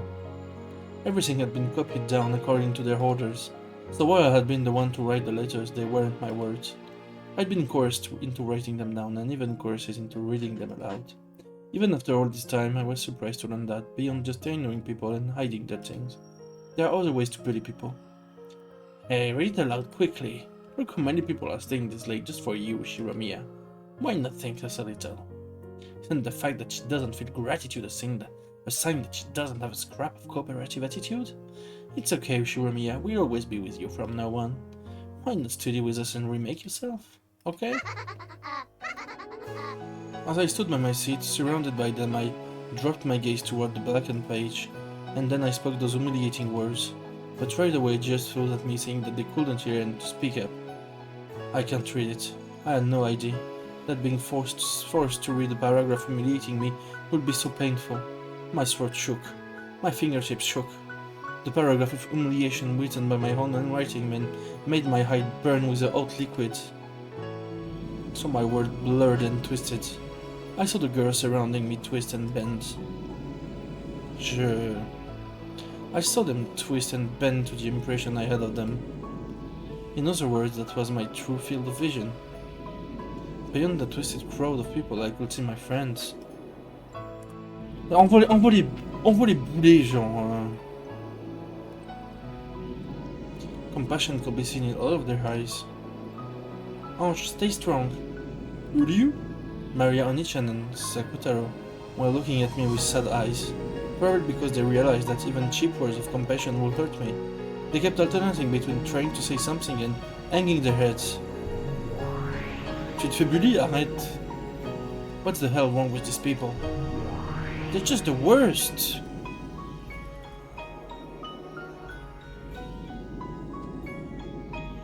Really pisses me off. What's so fun about gathering around Ange-sama and torturing her?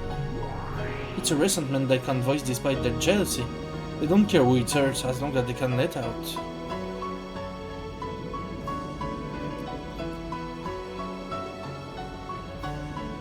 Deux secondes.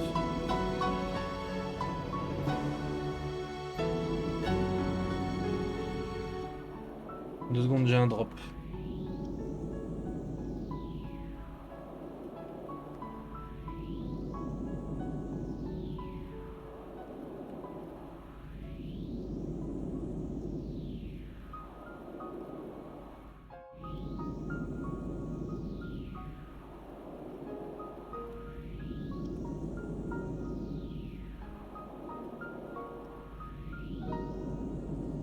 Hop, parfait.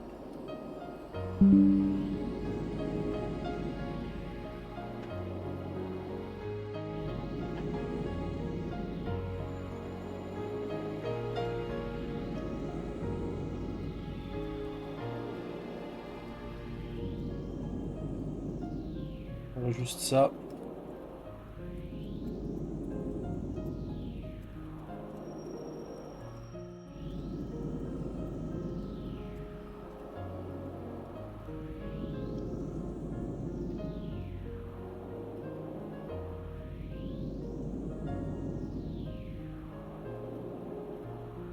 Parfait.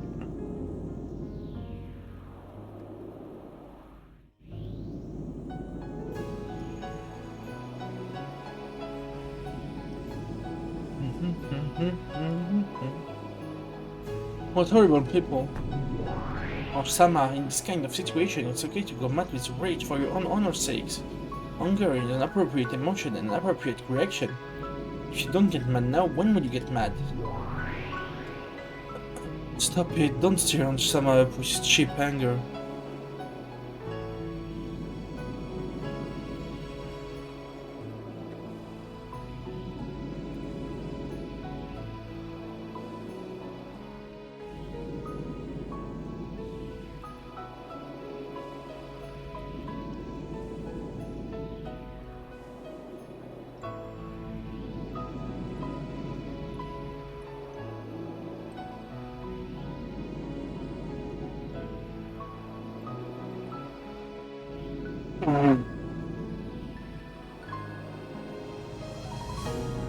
Stop it, don't stir Ange-sama with cheap anger. If Ange-sama could do that, she would have done it already. She would only get angry if doing so will improve the situation. However, from an objective standpoint, doing that now would probably only aggravate the situation further. It may be humiliating, but the wisest thing to do is know we stand with it. Haha, you are a slut, Beffa. Quit fooling around, I can't stand this. I can't forgive them. Everyone, calm down. It become a burden for Ange. A burden? What are you talking about? Is this the time or place to be calm? We furniture are not so cruel as to coolly watch when your master is humiliated. Ange Samha, you have no obligation to read such a humiliating letter. If you can't let out a cry of rage, then at least throw it onto the floor. You don't need to trash talk them. You don't need to yell so loud that they bend over backwards. Just throw the notebook on the floor with all your might. By doing just that, you'll be able to show your strong will. Don't start running on by yourself, Maman. I told you right. If Sama could do it, she would have done so long ago. Nothing will be resolved by the eruption of momentary emotions. Can't you see that doing that will only make their treatment of Ange-sama even more severe? Why is this happening to Ange-sama when she didn't do anything wrong? Not letting her eat dinner and making her stay so long after school, I hate it. And it's not just tonight, but tomorrow and the day after too. It's enough, you can't simply sit there bearing this humiliation. Hey, are you really listening to us? Bon là, il va falloir agir maintenant. Someone tugged at my hair. It was torn back into my tragic reality. I was no longer even permitted to listen to the seven sisters speaking on my behalf in my heart. My hair was lifted upwards. One of my hair ornaments came off, and I couldn't hear the sound of it rolling on the ground. No one picked it up. To the contrary, they casually avoided it as though something filthy was rolling towards them. I tried to follow it with my eyes, but my hair was tugged upward again. Why do you never listen to us, even though we're talking about something so serious?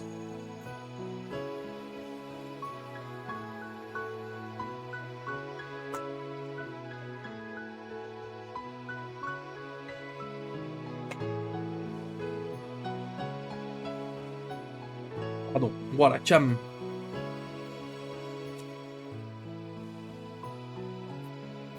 Ouais, le monde sans magie de Lefaux. Mais Lefaux, c'est bien, il essaye quand même de tenir les préceptes de Battler, tu vois, mais bon. Voilà quoi.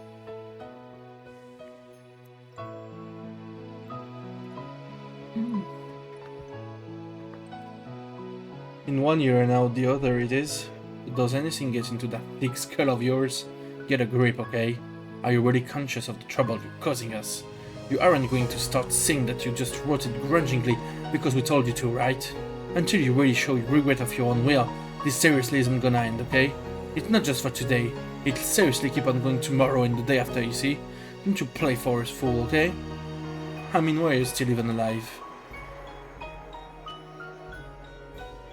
Faire un duel de qui sont les pires personnes entre Rosa et les bullies de l'école.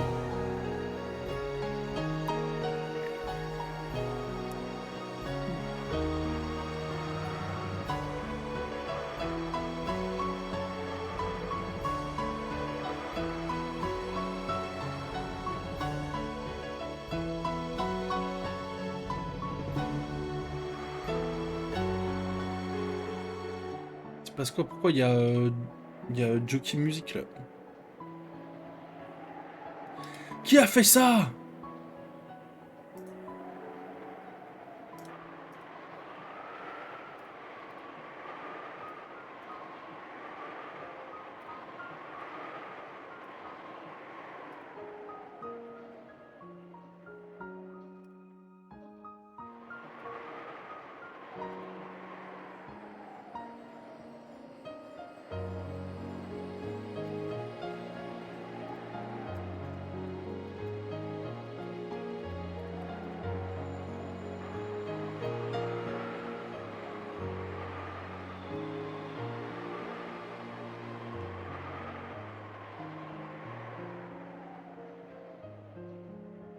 J'arrive.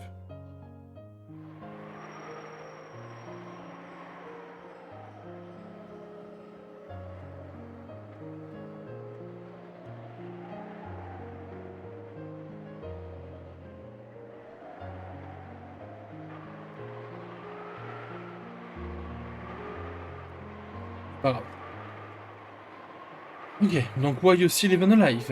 Is it normal to go on living like this? If it were me, I'd just die. You can't live like this, can you? You're being alive just mean killing in other people's way all the time, right? If it were me, I definitely couldn't live on. Yeah, I'd die too. If doing that's better for the world, then I'd die right away, right? Then die. Oh-sama. Kill all of them.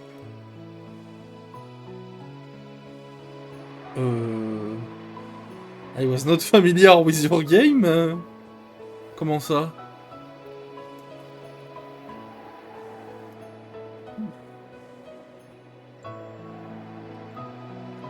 Kill all of them now. Lucifer, can you hear me? You seven sisters of purgatory are incredible furniture that can massacre humans in a flash, right? You're always boasting about it to me.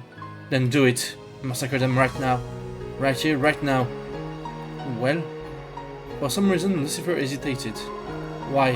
What's wrong? You set and kill furniture that can fly around faster than the eye can see and instantly pierce the heart of a witch enemy, right? And I'm giving you an order as your master. Carry it out right away. Kill them. All. Oh-sama, please, calm down. If they had immediately followed my brutal order, making heaps of corpses with me at the center, I was ready to reflect on my own reckless action of stealing human lives so readily, ready to regret and repent just as they had wanted me to. I was prepared to do that, and yet Lucifer just let an answer expression rise to her face, and didn't move to carry out my order. I knew it. Yeah, I knew it. Vaguely. No, that's not right. I've known from the beginning.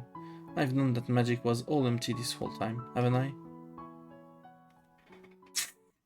En fait, elle peut pas vraiment.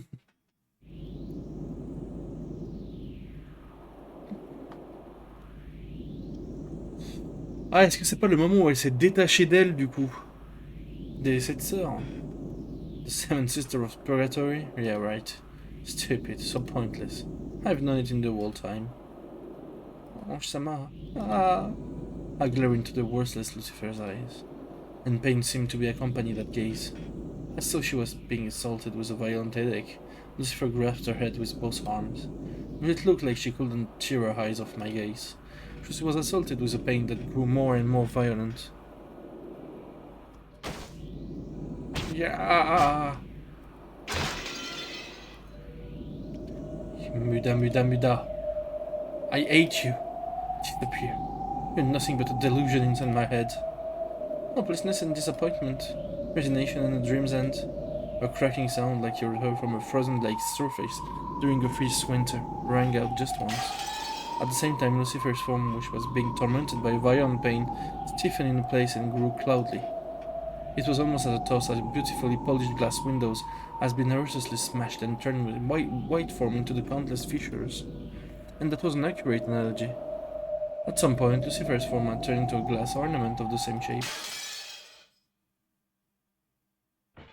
Countless fissures ran through it from the inside, and as the head and arms collapsed, it crumbled to the floor.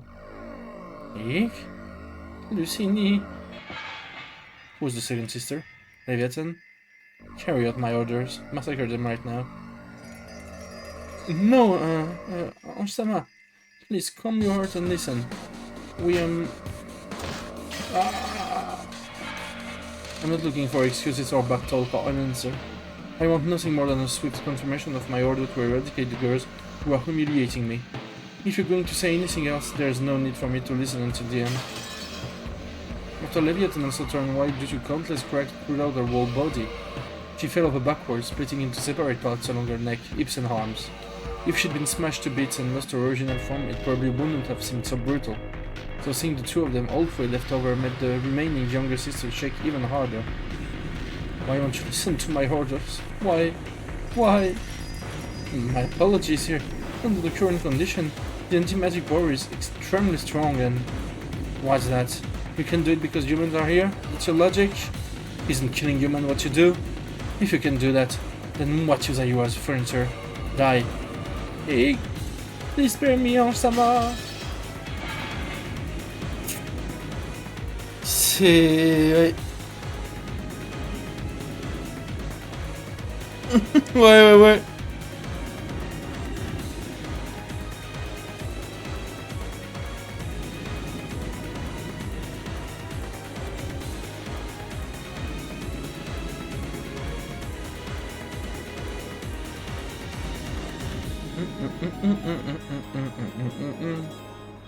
As she clutched at her head with both arms, Satan also turned white and fell on face first.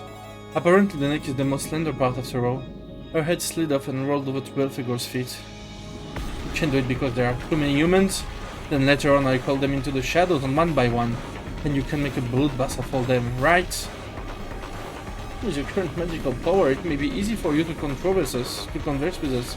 However, you still lack the training to materialize in front of all the humans here.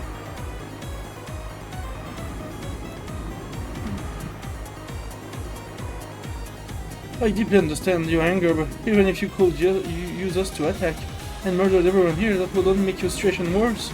I know it's humiliating, but please control your anger for the time being.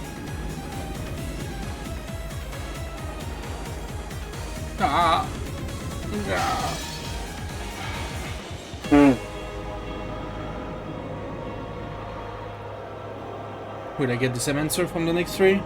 Are you gonna tell me you can do it because the anti-magic power is too great? Are you gonna tell me you can do it because my magical power is too weak? Then I won't ask you to kill all of them. Just one person's fine, so try and kill them. Right here, right now. As Asmodeus and Beelzebub helped each other, they crouched down, cringing in fear under my glare. If they'd been able to obey my orders, they probably wouldn't carry it out immediately. And yet here they were, crouching down. Empty, sad, and pathetic. That's right, I've known. This girl can't even touch reality with one of the fingers.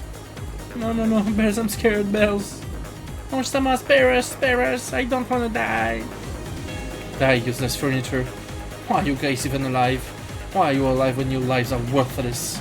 It doesn't matter if you die, right? Die. I'm telling you to die. Do you think any idiot will leave furniture that has no use lying around? Après, je peux un peu la comprendre, genre elle est énervée, elle a...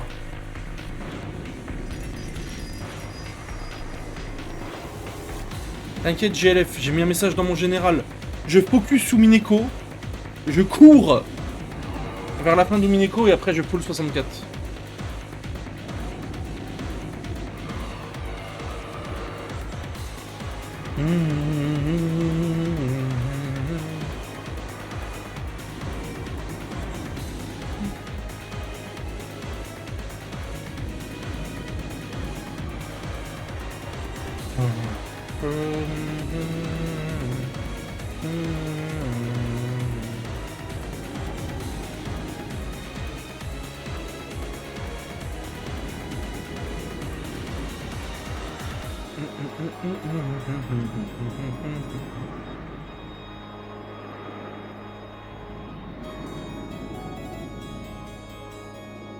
Please stop, Osama. What is it, Mammon? Are you gonna be the only one to fulfill my orders? That's right. You're my best friend. You alone will do it for me. Get them. As you are known, Osama, even if you use us, you are incapable of committing murder. Mais le faux arrête un peu, s'il te plaît.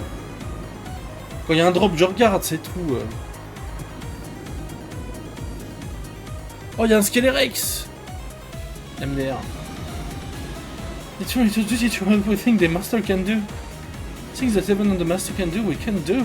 Do you hate them, Osama? You do hate them, right? I totally understand why you want to kill them. Okay, in that case, go ahead and kill them, Osama. If you stay on your hands with blood, then we, the Seven Sisters of Purgatory, will go along with you however far you go. I'm asking you all because I can't do it myself, aren't I? Isn't being able to do things I can the thing that makes you furniture? Yeah, we're furniture. I thought to be used. Please go ahead and use us to kill. You'll be the one killing Osama. If you're saying that you want to kill, then go ahead, be my guest. No need to hesitate, go and carry it out right now. And once you've prepared yourself mentally, once you're prepared to dirty your own hands, then we'll help you.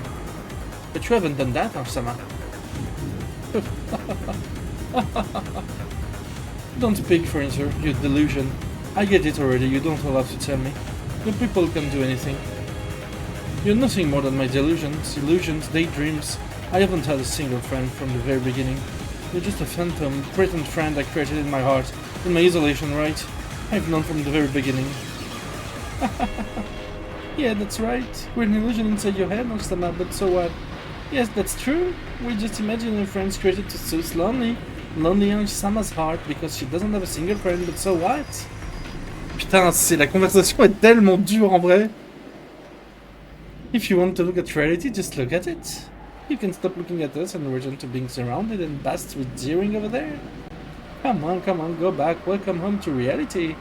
Just call on us, and only when it's convenient for you and pretend you have friends. Then spur us on, even so you don't have the guts to dirty your own hands. Then deny and erase us, and once you realize that it's hopeless.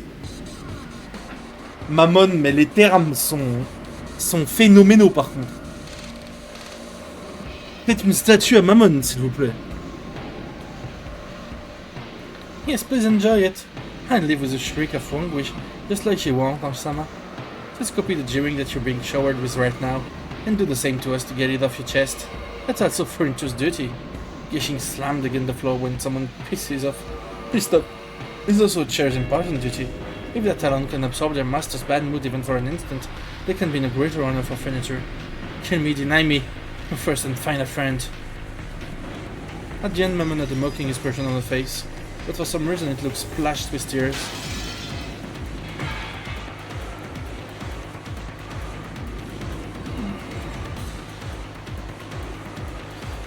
Mammon, Beelzebub and Asmodeus were smashed and fell to the floor. Aïe aïe aïe. Who do you? Come over here, Sakutaro. Aunt is a little agitated right now. You mustn't get close. What about everyone else? Are all the 7 sisters alive? Did they die? It's okay. It's too gruesome, but those are the remains of their vessels after being deported from the human world. C'est okay. Shells that have been shaved. So it's alright. The probably deeply hurt, but that's okay. Everyone is alive. I'm sure we'll be able to meet them again someday. Ryu? Things goodness. Ange has violated the contract of Maria Sorcia. Do such horrible things even though witches of the Alliance must respect and accept one another. Even though they were all important friends to you, Ange. Witches Alliance has anything to do with it. Give me a break. I killed them, erased them, I smashed the 7 sisters. Ryu, that's so cruel, so cruel. Just give it a rest with these playing witches things. I'm begging you. Maria, Onichi and Sakutaro, I want you to disappear by yourselves. Even if in my imagination, I don't want to kill and erase you. Well, not your imagination. We're your friends, Ange. Sakutaro said that then, as he hid behind Maria Onichan, sobbing. Sakutaro doesn't exist. Sakutaro is also an imaginary creature Onichan created to distract herself from her loneliness. Ryu, it hurts, Maria. Why? Ryu. Stop it. Denying my friends is the one thing I will not permit.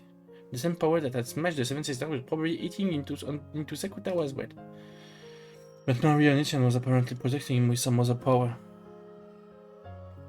So Sakutaro form didn't break and scatter. Onichan glared at me sharply. It was a serious expression that I'd never seen before.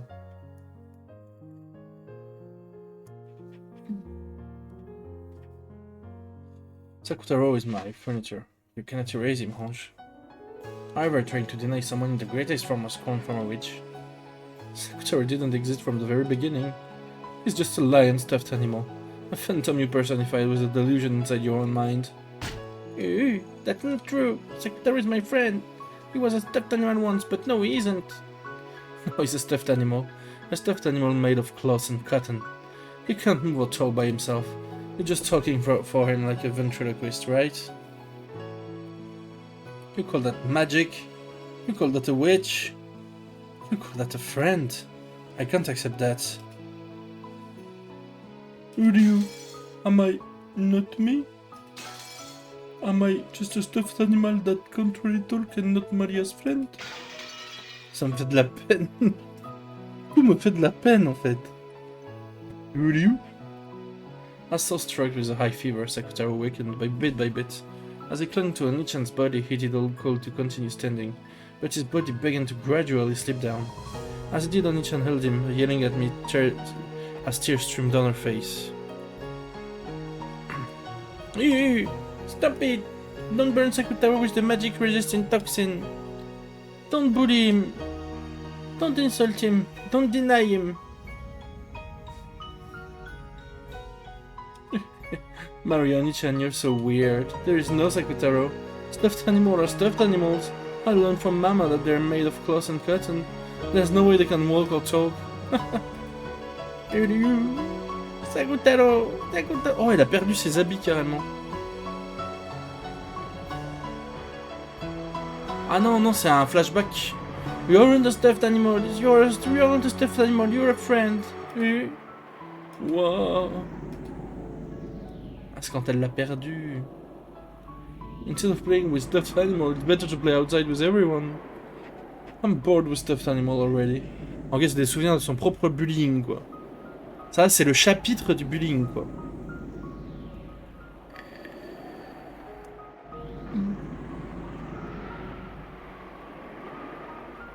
I hate you, Ange. Why say something like that? Hate. I hate you. You're not my friend. I won't let you be one of us witches anymore. Upon my name, the apprentice witch of origins, Maria, I hereby expel the Empress Witch Ange from the Maria Sorcière Alliance of Witches. And then, what had been peaceful days to me became a daydream and ended. But I know it's impossible to prove. No one can verify whether that really was magic or whether those really were my friend, or as nothing more than a daydream. I, the sole observer, concluded that they were a daydream. So that became the truth. Perhaps in the farther future I'll observe it again. And when that happens, maybe I'll acknowledge that it wasn't a dream, that the Seven Sisters really were my friend, and that along with Maria, Onichan, and Sakutaro, they did everything they could for me in my isolation. Something so vague, it neither the truth or an illusion. Maybe the reality here and now is the only world with the real name, the real me. Where is the real me?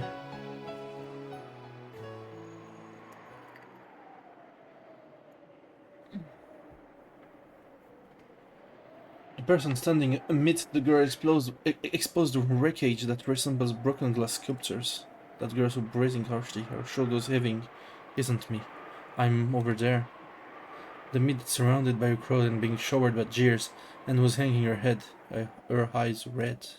Isn't the me over there the real me? I won't dream anymore, because there's nowhere left to run. I'm going back. I return myself to the cage made of flesh. Hey, are you listening to us? It's not like anything be resolved if you just stand there hanging your head, right? I hear you. Ah, you finally answered. You aren't thinking that this'll end if you stay silent, or we forgive you if you cry, right?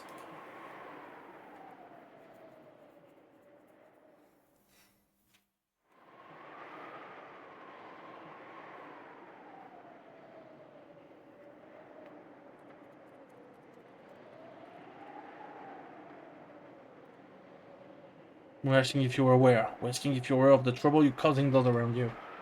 I slowly nodded. I acknowledged it. I acknowledged that I had slipped into the world of my daydream, trying to remain separate from the others in my class.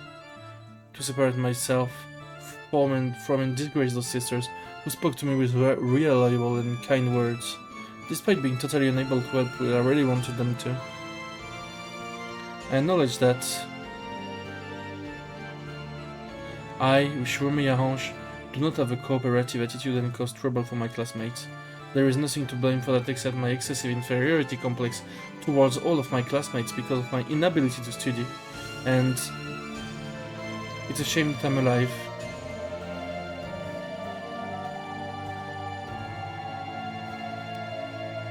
C'est dur. Starting there, I was no longer reading the paragraph that made me write. It was me improvising, and it was what was in my heart. They noticed that it wasn't what they anticipated, but where they did from, no one spoke, so I continued. That's right, it's a shame that I lived. It should have had them take me with them on that day in 1986, and yet I was the only one who wasn't taken. Why am I here? This isn't the world I'm supposed to be in. No one would save me. For a time I felt as though only the fictional friends I created inside myself could save me. But those friends were nothing more than a delusion, and they didn't save me at all.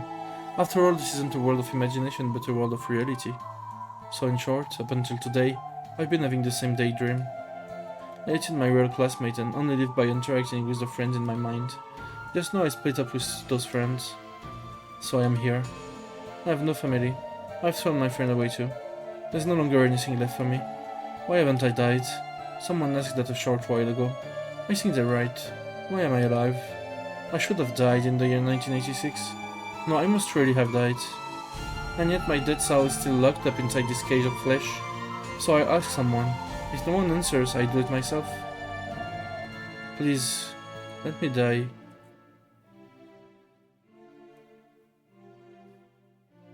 C'est tellement dur à lire, franchement, c'est dur, c'est juste dur.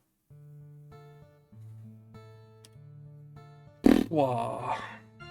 I spoke that sentence and looked around. Dumbfounded girls, shocked girls, girls whose faces seemed to be saying, "What the heck is this kid talking about?" And a bit late, more and more girls with faces that said, "Is this girl right?" Ha. And then, ha ha ha. When I ordered a friend in my daydream to kill, they couldn't do it. And so, I asked real humans to kill me, but of course the girls couldn't do it either. In other words, both daydreams and reality are the same. Doesn't this mean that, including this world, absolutely everything is a daydream? Then there's no problem, right? After all, on that day when I lost my family, I was already dead. Everything that happened afterwards is going on in my head, my life flashing before my eyes after I failed to die. Once I understood that, it felt like the scenery surrounding me began to twist and bend slightly. Yeah, I finally wake up. I'll be released from this daydream world.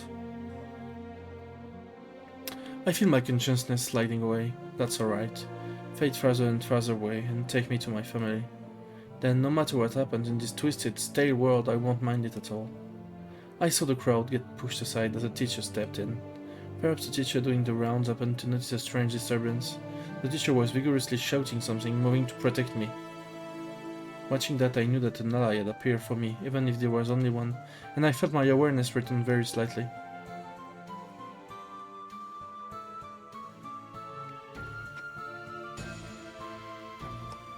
The only ones who can save me in the world of reality are real humans.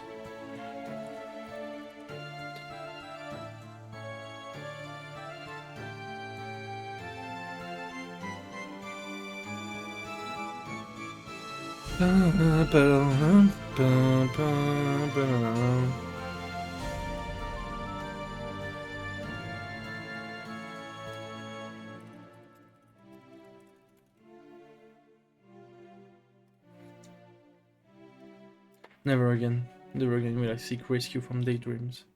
This is the world of humans. Nothing can save a human except other humans.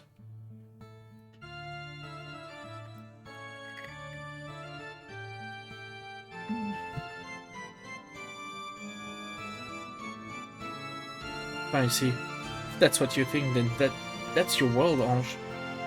Can Ange find happiness this way? If Ange believes that's the only way to find happiness, then it's the only way.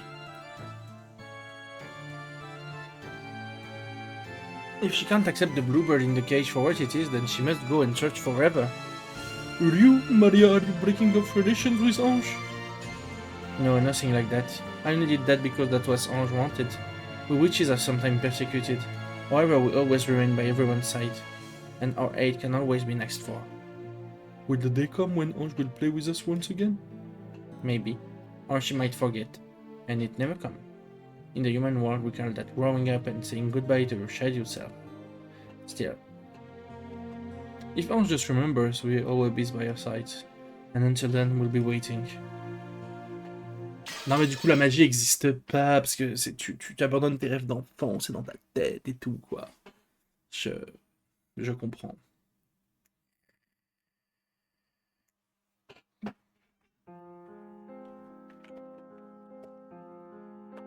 On n'a pas vu Rokenjima, hein. C'est... Attendez, je fais une petite save. Je vais pisser, ouvrir la fenêtre aussi. Changer la cam. Rokenji quoi? Ah non mais là, ça 1986 n'a jamais existé quoi. On dirait. J'arrive dans quelques instants.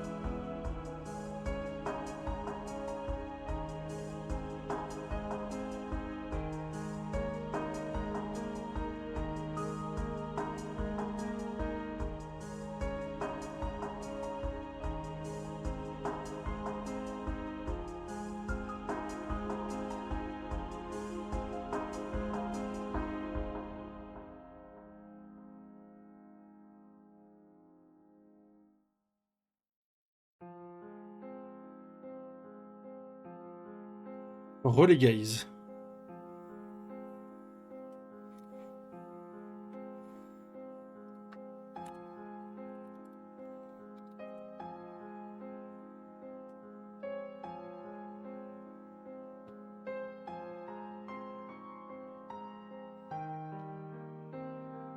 Tac.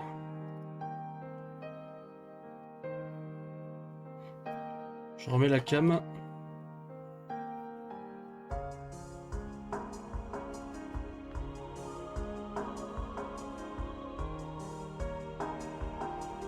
Bon, alors on est pas mal.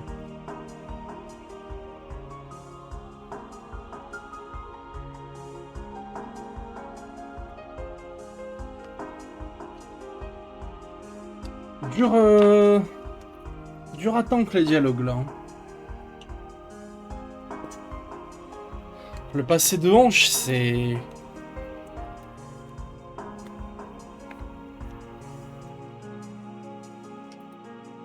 C'est compliqué.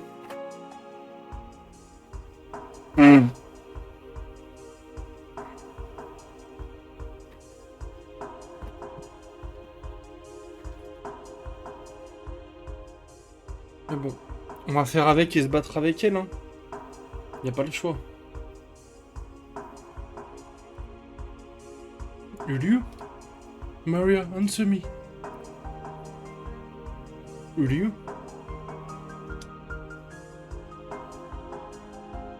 Sorry, I am a stuffed animal. I'm made of cloth and cotton, so there's no way I can talk. So I can't talk to Maria? Sakutaro looked up at Maria sadly. Maria's face was covered with tears and it looked as though it had even lost all traces of sadness. I hear you, Sakutaro. You aren't a stuffed animal made of cloth and cotton. You are my friend. I ate Ange. Ryu, sorry Maria, Ryu. Sakutaro regretted doing that. By freezing your heart, Maria had finally been able to escape from her sadness.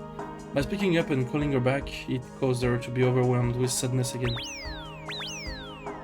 Sakutaro tried hugging Maria, letting go of her, and gazing at her uneasily, lost as to how he could bring Maria's spirits up. He might looked a little humorous doing that.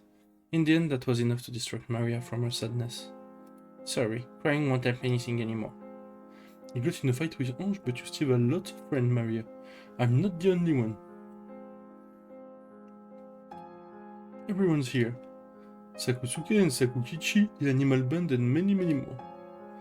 Maria looked at the many stuffed animals around her pillow, which were gathered together as though they were having an idle chat. Everyone is worried about you, Maria. They're all talking over and over about how to cheer you up, okay? Everyone won't go away like Ange. They won't. We'll always be together. Really? All of you are only with me at home. We can go out together when Mama's around, and we can go to school. You aren't supposed to take us to school, so you'll get in trouble if the teacher finds out. But if no one finds out, we can be together at any time. Sankotaro, you're big, so you'd be found.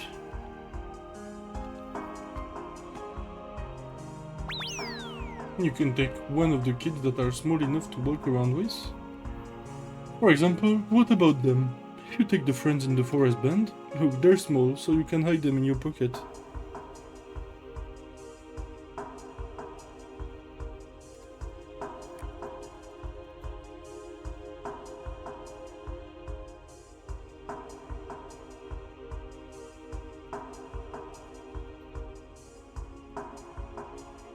Attendez, il y a un petit drop.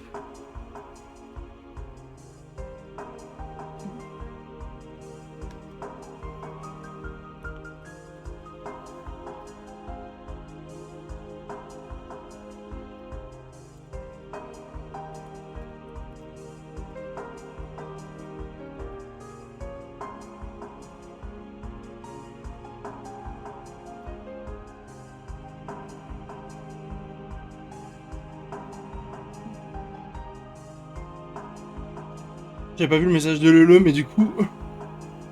Bah Lele dort bien. Je sais pas si t'es encore là, mais... Mais dort bien. Cela étant... Cela étant, je vais continuer un moment, donc... Bon, il aura la rediff. Moi j'ai toujours mes super amis, Mattermine et tout, pour suivre l'aventure. Lieu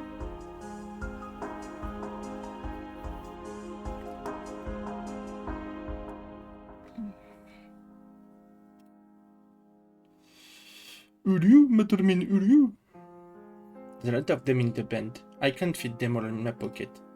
She collected all of the forest band pieces that were scattered across her bed. There were about as many of them as pieces in the chess set, so it would probably be impossible to fit them all in her pockets. In that case, you can just take friends that you're especially close with. You can take the 4 rabbits, your best friend in the forest band. I could fit 4 in my pocket.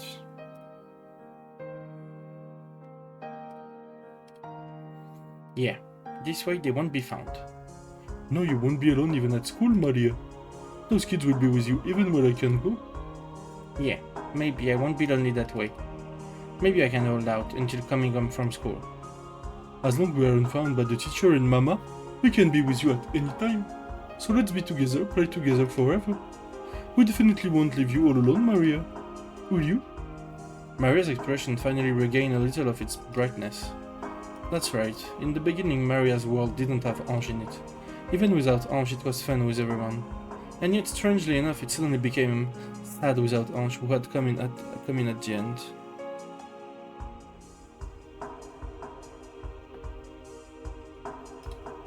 All that's happened is that I've returned to the world right before Ange entered it. So there's nothing to be sad about. Yeah, I'm not lonely. Sakutaro and the others are with me. Will you? I love you, Maria. I won't let any more humans come into my world. Maria Sorcière is an alliance between me and Beatrice only. From the start, even Beatrice didn't want to let Ange join. It's alright this way.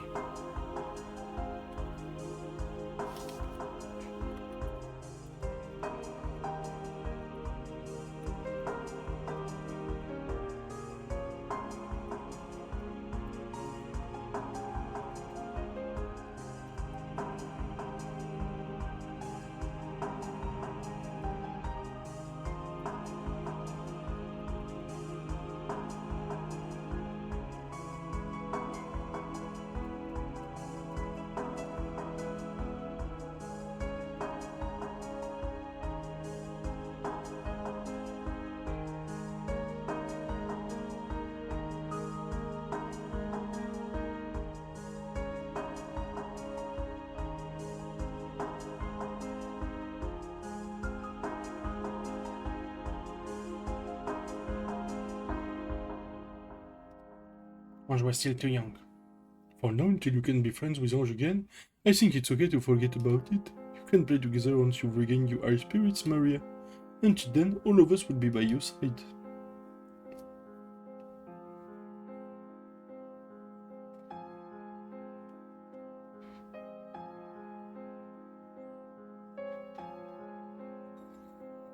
Thank you, Sakutaro, everyone.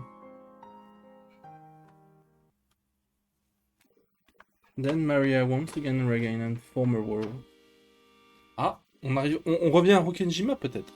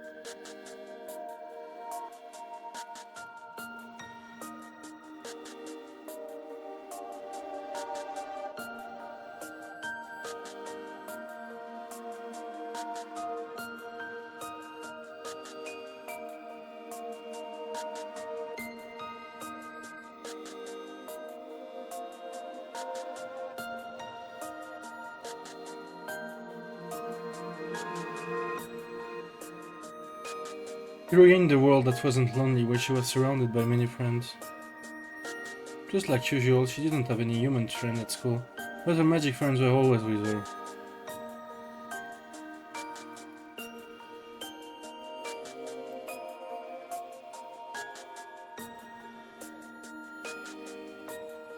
The rabbit band she hid in her pocket talked with her during class, sounding they're always having fun. Just listening to that greatly embellished the time she spent in class. Ah non, on n'est pas à Rokenjima du tout.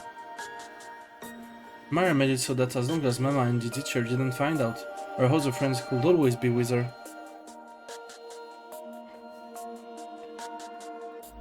When Mama told Maria to go play outside, Maria would secretly pack Sakutaro and Sasuke and the rest into her bag and play together at the library or somewhere. Even when Mama was late coming home and Maria went shopping for dinner, she always went with Sakutaro. The man at the convenience store and the other people were nice to Sakutaro.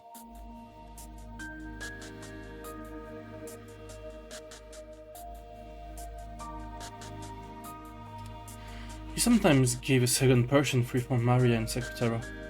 When Mama found out, Maria will get in trouble for bringing Sakutaro and the rest outside. When the teacher found out, Maria will get in trouble for bringing toys into school. Toxin must be strong in Mama's and the teacher. That's why Sakutaro looks like a normal stuffed animal to them.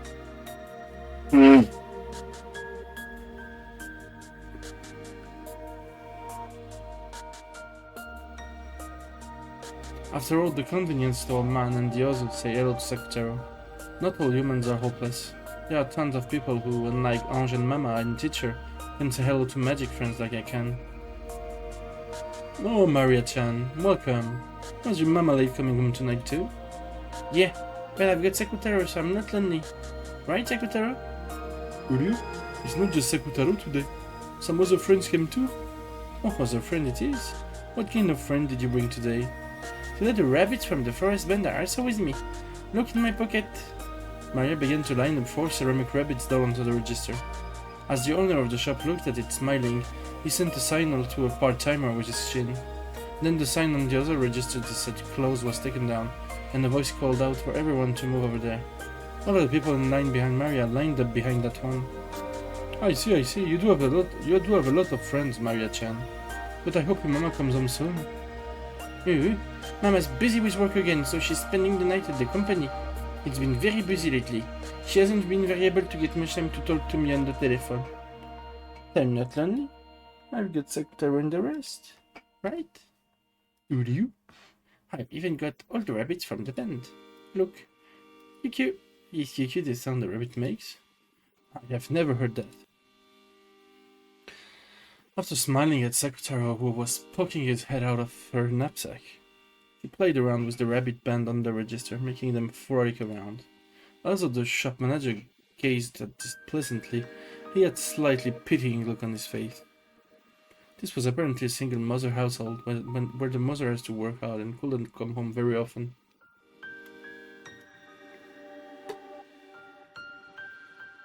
On top of that, it looked like this girl didn't even have any friends.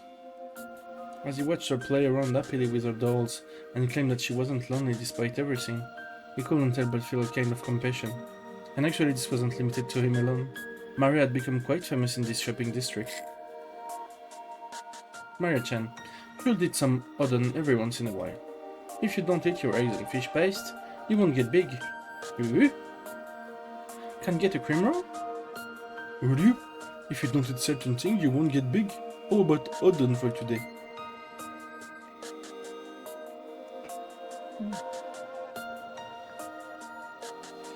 Elle se fait élever par le marchand de l'épicerie quand même. Hein. Mieux élevé que par sa mère. Hein. C'est dramatique. Then I have some udon. Yep, that's the ticket. Why don't I stick a whole bunch in there? Want mustard? Would you? I can't handle spicy things. I see. And you make sure you don't let it spill on the way home. Ah, elle répond à sa place. En fait, la magie n'existe vraiment pas. Plot twist. Thank you. She had planned on getting some sweet pastries for dinner, but since Odin had been recommended to her, she would be having that tonight instead. Letting someone else determine the menu makes for an unexpected and interesting meal. Very often, Maria had to decide what her dinner would be on her own, so it was easy for the menus to get a little one-sided. So it felt fun to have a meal she hadn't anticipated. Would you? Thanks for giving us extra, mister. Send my regards to your other friends at home. No stuffing yourself on your way back. Go straight home and eat it there. Thanks, mister. Maria raised the bag with the Odin container high.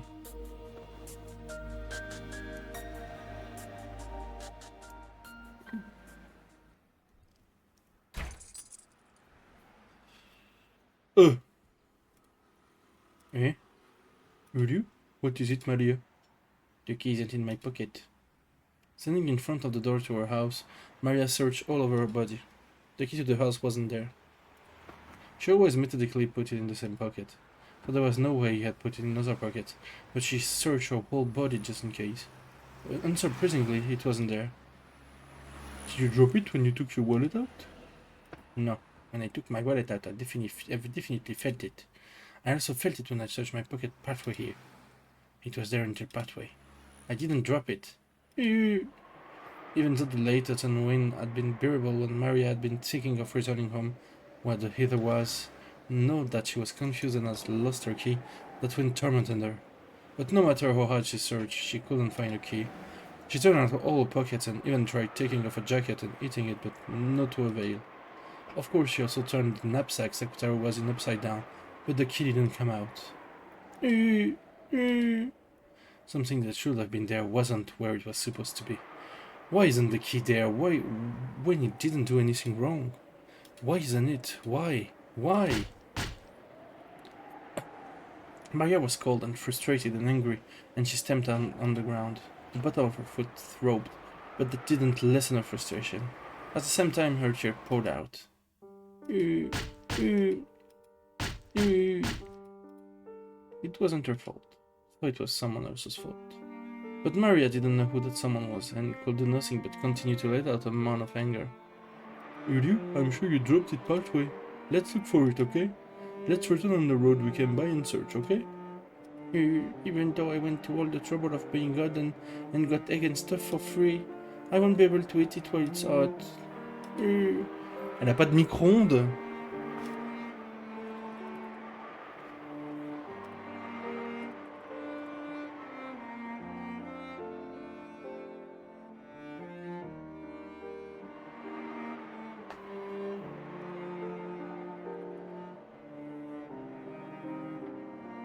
Maya, I know it's frustrating, but let's search, okay? It's no one's fault, so let's search. Maya finally lent a nerve to Secretary's words, and began to trot back down the road she had come on. The wind was cooler than before, and it felt like it was blowing it through the corner of her jacket in a mean way. Will you?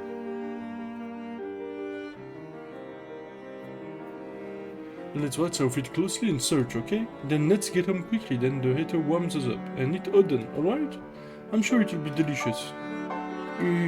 Gone. It's gone. As Secretary encouraged her, Maria searched for the key. But she made it all the way back to the convenience store where she'd bought the Odin. She hadn't found it. Just in case, she asked the man at the convenience store whether they had found the dropped key. But they hadn't found anything.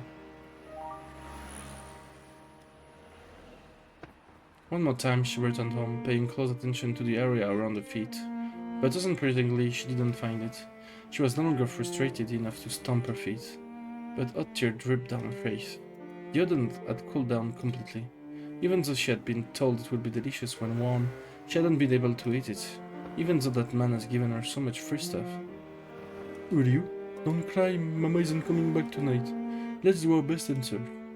Why can't I find it? Maria, don't cry. Let's do our best and search. Maria. Maria was no longer able to hold back her tears. Sobbing, she clutched Sakutaro and held the back of Odin, returning once more down to the road she had come by. Les histoires de la jeunesse de Maria et Ange, c'est juste... Waouh, c'est tellement dur, hein. C'est tellement lourd, hein.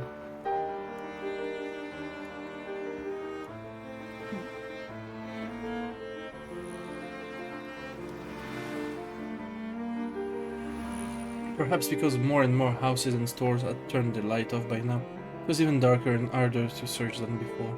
And once again, without finding the key, she returned to the convenience store. Maria-chan, still can't find your key? My key, it's gone. Wasn't your mother away for the night? So you can get into your house without a key? You can't get in. Well, that's not good. Did you try going to the police? They might be able to help you. I must say not to talk to policemen even if they start talking to me. Oh? Well, why is that? It was probably because Rosa will be liable for making such a young girl like Maria watch over the house by herself. And because she knew that it wasn't something that would be permitted by society. So Maria was indoctrinated into changing the stores she bought things at, so that she didn't catch the eyes of adults, and into saying no more than a greeting to policemen, even if they talked to her. Maria had obediently done as she was told. Instead of considering why she must do that, she was much more concerned with meekly obeying because her mother had told her so. But the manager of the convenience store probably didn't think of it that way. In the first place, seeing such a young girl being forced to watch over the household and so frequently would make anyone worry. And then, after making the round trip between her home and the store once more, and arriving at the convenience store for a third time, a policeman was there. It's that child. Maria-chan, did you find your key? Didn't find it. What's your name, miss? The policeman asked her name, but Maria didn't answer. Did your mother tell you not to talk to policemen? Don't worry, no need to be scared of me. Have you eaten dinner yet, miss? I put some, but I couldn't get it to my house, so I couldn't eat it. What's your mother doing? Is she not coming home tonight? Is it her work? You know we can contact your mother at work? Maria hung her head limply. She didn't understand why the policeman was getting mad at her. No, he probably wasn't getting mad at her, but if this reached her mother's here, then she will definitely be in trouble. Even if she didn't understand it. Dire que c'est quand même elle qui va finir par se faire taper parce qu'elle a perdu la clé, tu vas voir. Putain.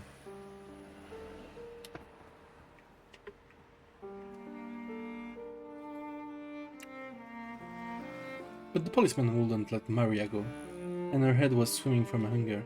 The policeman noticed that, and it was decided that he'd listen to her story at the hate in the police box.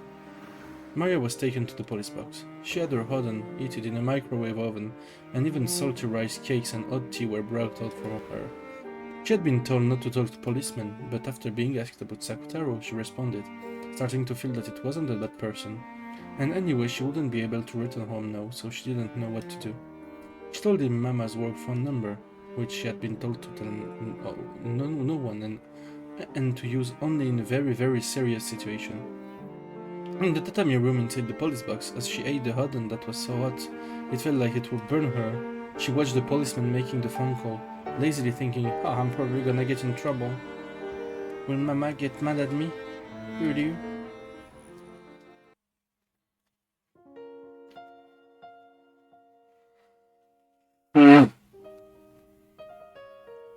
You must have been listening to the phone ringing for a very long time. With the receiver up to his ear, the policeman looked up at the clock, grumbling. Maybe they aren't picking up because the business were over. Huh? Hello? Hello? Is this Auntie Rosa? Ltd? This is the Komatsugawa Police Department police box in front of Senbonzakura Station. Is President Daika, no wait, President Ushiromiya available? Yes. What? She's on vacation? Rosa... La honte, que la honte te submerge, Rosa.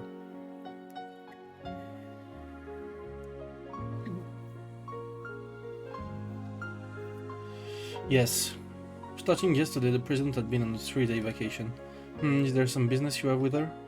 Oh, no, never mind. So do you know where she might be? You haven't heard which to contact her, have you? Sure. Could you hold on for a second? Anyone heard where the president went for a vacation? Or how to contact her? I heard she was going for all-you-can-eat crabs in Sapporo with her boyfriend.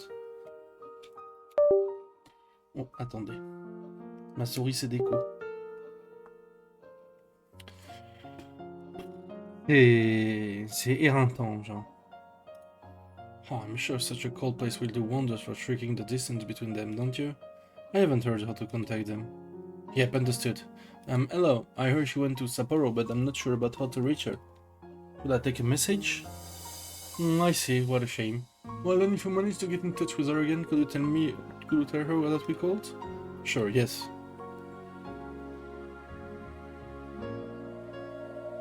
C'est vraiment la honte, hein. En fait, elle a bien fait d'appeler son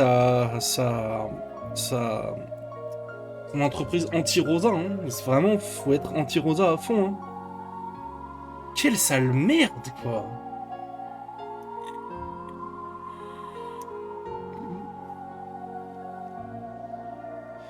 Il faut lui retirer la garde de son gosse, là. Ils vont le dire, ils vont le dire à la police, quand même, j'espère.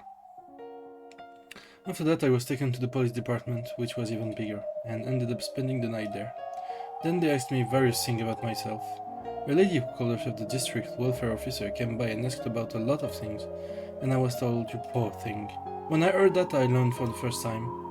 Am I a poor thing? Will you? That's not true, you happy, Maria.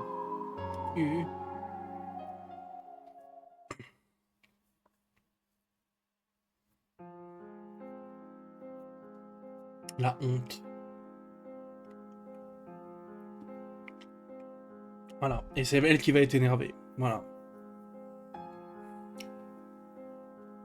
Voilà, voilà.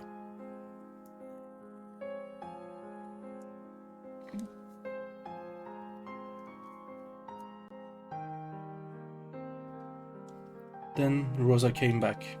Maria was told to go to her room, but on her way back from the bathroom, she hid by the entrance to the living room and listened in on the exchange. The person who was come to visit was the female district welfare officer who had asked Maria various questions on that other day. You can't be so pushy. Maria's heart is too innocent and delicate, so if there was an insensitive kid there, she could be hurt. Please stop your pointless meddling. But in that case, miss, if the child is so delicate, why leave her home all alone? Merci les flics, putain! Shouldn't a mother be together with a child? I'm together with her as I should be. I don't need to take instruction from you from something like that. Oh really? She's very well known in this area. They say your daughter frequently goes out at night to buy things and eat. Everyone was worried and looking out for her. Why do you know that was my child? There's got to be plenty of children around this town, right? Don't just suddenly decide that it's my Maria. It sometimes walks around outside at night, right? How can you prove that they were all my child? It's well known around the shopping center that a girl holding a lion stuffed animal often stopped by to eat dinner and buy things. Everyone treated Maria Chan with care out of concern for her. Eh, normalement, ultime ACAB. Mais là, bravo. Sometimes people even escort to their home. Taking the nice road might be dangerous, you see. Can't find lion-stuffed animal anywhere. It was none of their business escorting her home. Are they thinking of kidnapping Maria? Don't bother her. Maria is my child. I am raising her. I have no intention of putting her in some strange institution. Stop your needless meddling. Really? Does that lion-stuffed animal means me? It's okay. I'm the one in trouble. It has nothing to do with you, Sakutaro. Marius hugged Sakutaro, continuing to watch her mother fearfully. I also wish I could be with Maria every day, but I'm a single mother, so I have to work. I may not look it, but I'm president of a company and I bear responsibility for my employees' well-being. I'm busy with my work all year round, so there's no time for me to rest.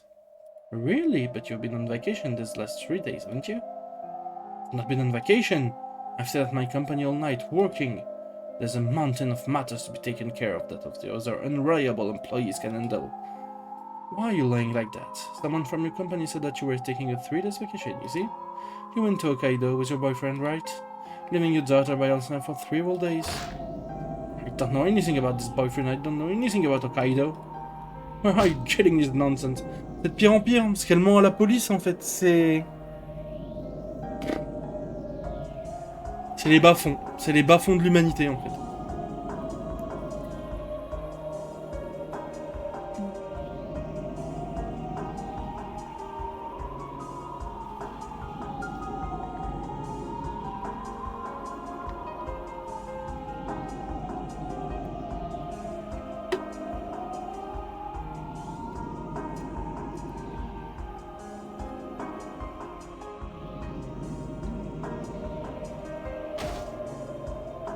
Why? Why?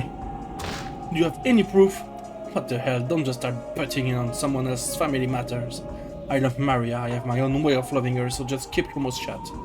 Didn't go on vacation, I was just working the whole time. I was trying to finish things up at work with all my strength, because I wanted to see Maria as soon as I could. I stayed at the company the whole time. I don't know anything about Hokkaido. Just don't go ahead and say something like that. Just get out! What's wrong with you? Get out! Rosa raged, her hair flying wildly. A teacup was knocked over from the force of her standing up, but far louder than that was the sound of her beating the table with both hands. When faced with this rage that could accurately be described as wide-eyed derangement, the district welfare officer couldn't help but be taken aback. And the same went for Maria, who was secretly watching this from the hallway. She had already seen her mother in a rage several times before this, but she had never seen her this crazed with anger. When she saw this, Maria was sure this was no longer her mother. It was some other evil being that was possessing her mother's body. And then she herself was discovered by the evil being. Maria knew that she was being reflected in the evil being's eyes. C'est pour ça que sur Okenjima, elle dit rends-moi ma mère et tout, alors que c'est juste sa sale pute de mère, quoi. La mère indigne, la merde, la grosse merde. Her mind went blank and she felt as though her field of vision was racing off into the distance. After fiercely closing in on Maria, Rosa mercilessly slapped her on the small shoulders and dropped her gaze towards the stuffed animal Maria was holding, Sakutaro. Maria, even though I told you so many times not to take that outside, you brought it with you, didn't you? Would you? It isn't Maria's fault. I told her to take me. That's not true. I broke Sakutaro on my own because I was lonely.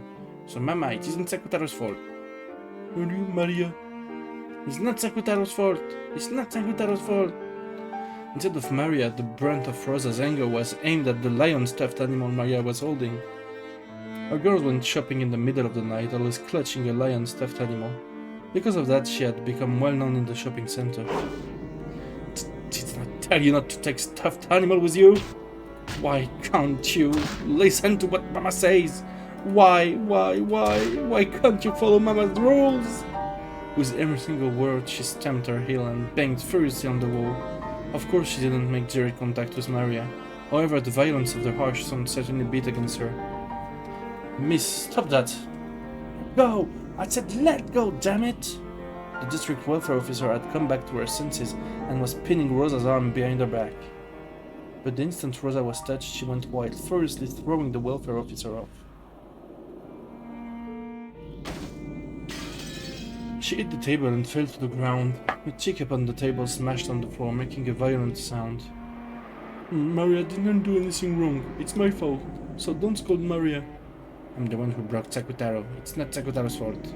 So don't look at Sakutaro with those scary eyes. Don't look at him. Don't scold Maria. Will you? You. What were you doing just now and a minute ago too? Do you also play with dolls like that? Outside? Did you do it in front of the people in the store?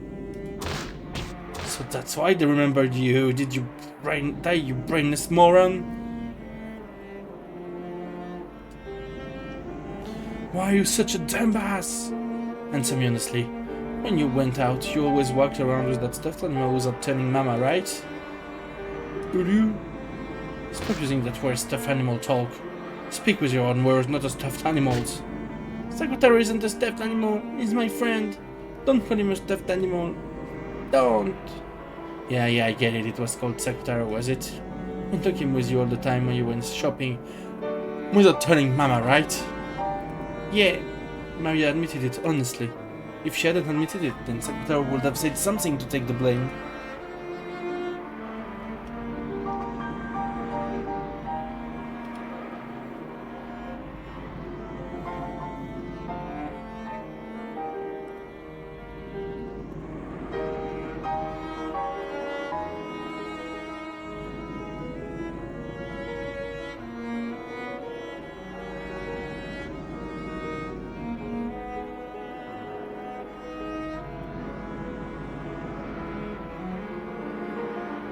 On Sakutaro, any others? You haven't been bringing waiting to school too, have you? Miss, surely your daughter has done nothing wrong. Stop this interrogation at once. You stay quiet. I'm talking with my daughter, aren't I? Come on, Maria, look at Mama when you talk. What's the answer to Mama's question? It wasn't just Sakutaro. All the rabbits were with me too. Do you have them with you now? Maria fished around in her pockets, pulling out 4 ceramic rabbits with a tiny hand. The rabbits were her close friends, who could be together with her at school, like inside Kotaro's place. But when Rosa saw that, she shook her head slightly at so dizzy. On a school notice, it has been written that Maria was apparently bringing toys to school and playing with them, and her family was instructed to try and prevent this. But Rosa had rejected that, blaming the teacher and phoning in a protest of her home to the school, saying that there was no way her child would bring toys to school. For nearly an hour, she had shouted at the vice principal to stop making false accusations about her daughter. To a certain degree, those at the school had grasped that Maria was a pitiful girl. They knew that the small toys she brought in were her only friend, so they had done their best to overlook it. But when the other students caught sight of them, some of the boys had started complaining that only she could bring toys, and the school had racked their brain on how to cope with this. They had tried to gently send a warning by way of the mother, but after Rosa's overreaction, even Maria's teacher decided to overlook it. But no Rosa knew. She had been the one who was wrong, and her daughter really had bringing toys to school. And those at the school had known that she was disgraced who brought toys to school and played with them as though they were her only friends. To Rosa, who thought her daughter was just a little different from normal children, having this peculiar side of her daughter exposed and found fault with was... Merde. More than anything else, something she couldn't bear. So she hauled. She raged. The district welfare officer tried to cut between Rosa and Maria again, but she only met Miss Rosa's wrath one more. Rosa once again threw the woman off with a face like a demon, and when even that failed to curb her hunger, she stomped on the ground over and over again, so forcefully that it seemed she might break through the floor.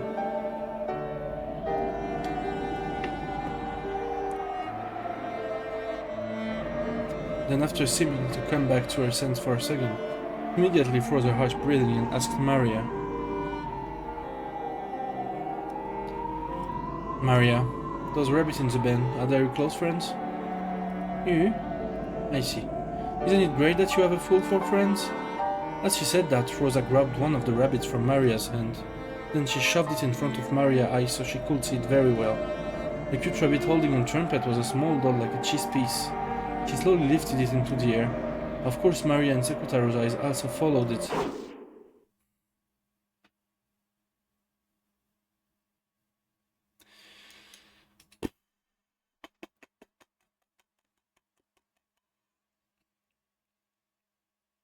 Je peux avoir un peu de soutien ou pas là? Parce que lire ça, c'est vraiment.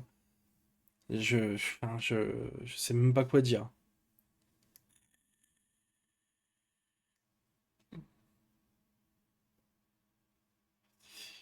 And then, with a speed that the high school couldn't follow, he smashed it against the wall.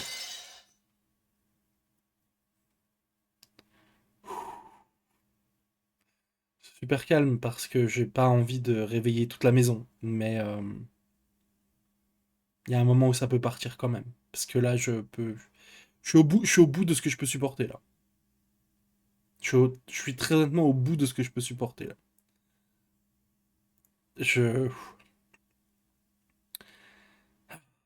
C'est dur. C'est vraiment dur. Pour le coup, c'est dur premier degré. Genre. C'est dur. Au fond de moi, c'est dur. She had half imagined that this worst possible thing might happen, but she instantly realized what had been done. So Maria let out a short, despairing scream. It was in pieces. It had been small and sturdy, but that hadn't been enough to withstand her mother's fiercest rage. Because you didn't listen to what Mama told you, I broke one of them. From now on, every time you disobey something Mama says, I'd break another one.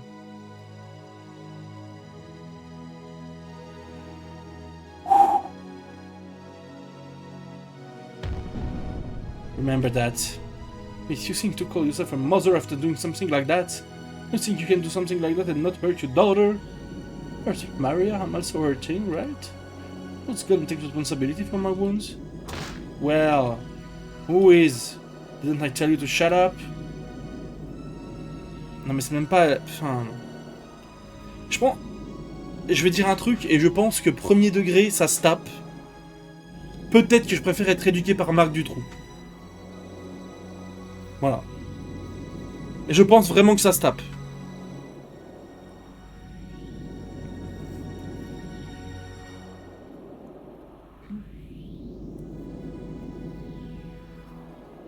Stop it, Mama. It's my fault. Don't get mad at this lady. It isn't Maria's fault, it's mine. Don't get mad at Maria. Didn't I used to stop playing with stuffed animal like that? In the first place, it's disgusting. You say stuffed animal is your friend. Just how old are you? Old. Well, this is just a gross, crappy stuffed animal made of cloth and cotton, right? Is it the only kind of friend you have? If you have enough spare time to pretend this monstrous stuffed animal is your friend, go out and make some real human friends. Why can you never make any friends? That's why your class always treats you like a weirdo and make fun of you. Give it a rest and get a hold of yourself already. Grow up from this stuffed animal play. Like I said, stop playing with that stuffed animal! Non. Non, non, non. Elle va pas... Elle va pas... Non, non, non, non, non. Je peux accepter beaucoup de choses, mais... Non. Mama, mama, give him back. Give Sakutaro back. Ulu? Ulu? Ulu? Non, non, non, non, non, non. Mama grabbed hold of Sakutaro's head and took him from me. Then she smashed him against the wall, over and over. Ulu, it hurts, it hurts. I said stop, damn it. I told you to stop that stuffed animal act. It's because of this stuffed animal. That's why you can never make any friends. That's why you were alone and pushed off to the side in your class and treated like a freak. I should never have given you a stuffed animal like this. I should never have given you such a disgusting stuffed animal. Je vais péter un câble. J'en peux plus. En fait, à chaque fois que je pense que ça a touché le fond, ça creuse encore. J'en peux plus là, j'en peux plus. Stop it. Give Sakutaro back, give Sakutaro back. Et je ris mais très jaune là. Sakutaro is my friend, my best friend. As long as Sakutaro is there, I don't need anything else. So give him back. Give him back. For some reason, my frantic request just added oil to the fire of Mama anger. Mama pushed my arm aside and tried to grab Sakutaro and snatch him back. And in a bizarre way, she stuck her fingernail on both ends, deep into Sakutaro, twisting him. The red muffler, which I had carefully wrapped for me every day, came off and fell to the floor. Sakutaro, who had been so precious to me, was twisted, smashed, torn out with fingernails so much. He was twisted painfully, his face curving in sadness. Then Mama fingernail found a stitch on the neck and tore it. With the fingernail on both ends, she tore it apart.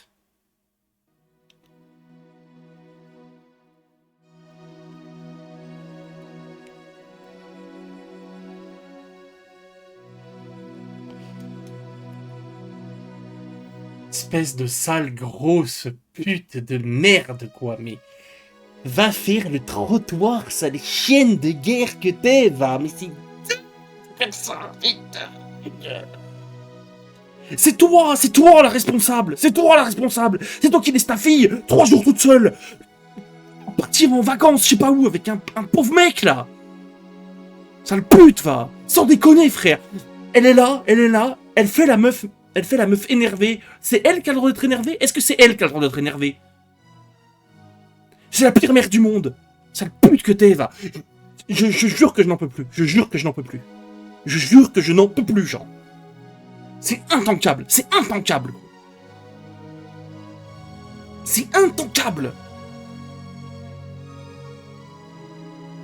Elle laisse sa fille 4 jours toute seule, elle part en vacances avec un mec qu'elle connaît même pas. Elle laisse sa fille aller dans des épiceries, s'acheter des trucs, parce qu'elle peut même pas lui faire à manger. Elle la laisse toute seule le soir, elle la laisse sortir toute seule.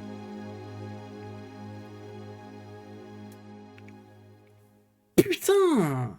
Et en plus, elle a l'audace de mal parler aux flics et de briser les jouets de Maria, qui sont même pas des jouets, qui sont pour elle des gens qui existent. Et en plus de ça, sa magie fait qu'ils existent. Donc en vrai, elle tue des gens.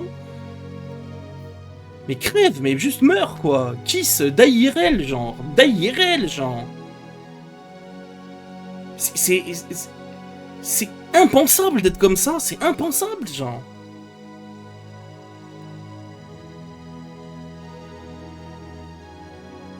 Ah, je suis dévasté, gros. Je suis décontenancé, genre.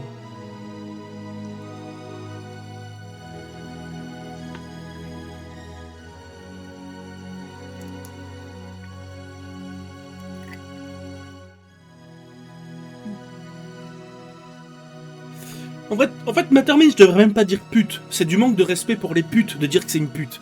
Les putes, c'est des gens qui c'est un travail. C'est un travail, certes, bah, c'est compliqué et c'est pas le meilleur travail du monde, mais c'est un travail. Et c'est peut-être des gens qui tiennent vraiment à leurs enfants pour le coup.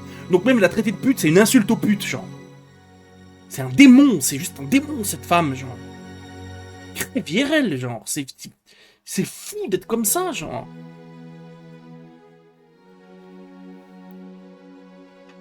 Oh, vas-y, ça me débecte, genre.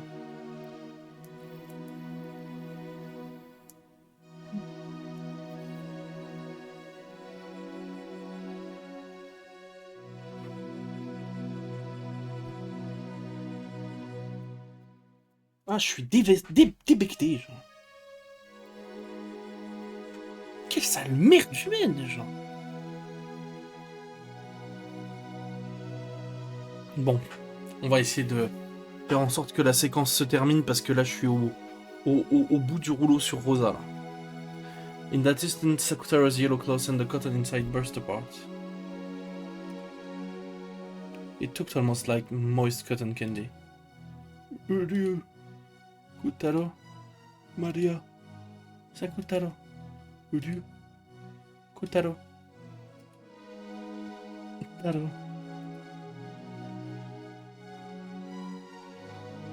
Voilà. The crumpled Leo clothes and the cotton candy flowing out were thrust right in front of my eyes. En plus, ça m'énerve de m'énerver parce qu'il fait chaud.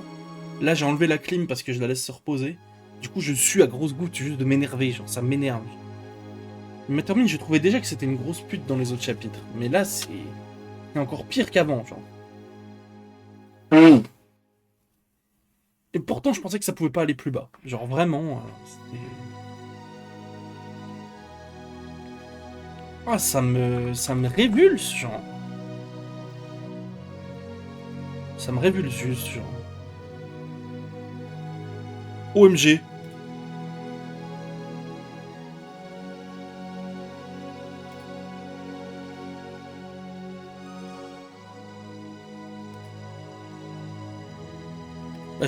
Va voir dans le salon, Karuta m'a terminé. J'ai encore un drop. J'ai encore drop un beau truc là.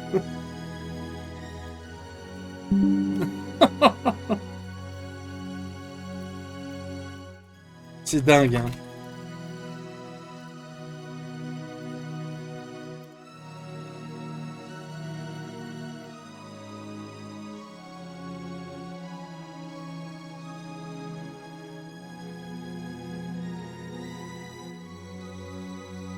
Et Psartek, c'est en goût de condition, quoi.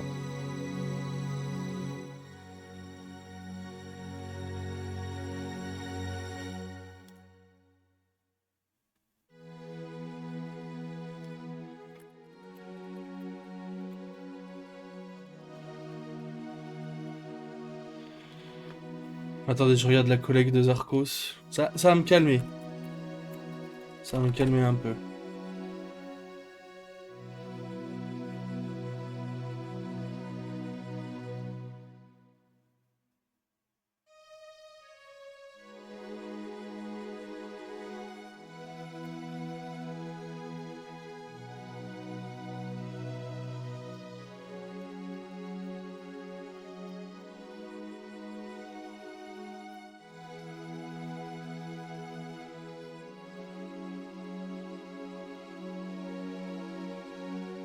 Ah, ça m'énerve parce que je suis en train de suer à cause de Rosa, là. Then through my face, the evil being stated it clearly. Sakutaro is dead.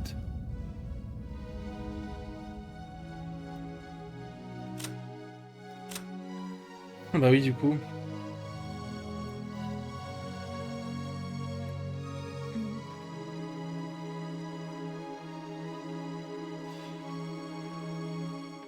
Et en vrai, j'aime beaucoup là ce que je lis. C'est Rosa en full mage.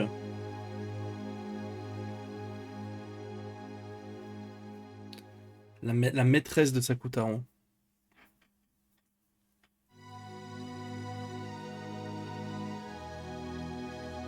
The master died in 1986.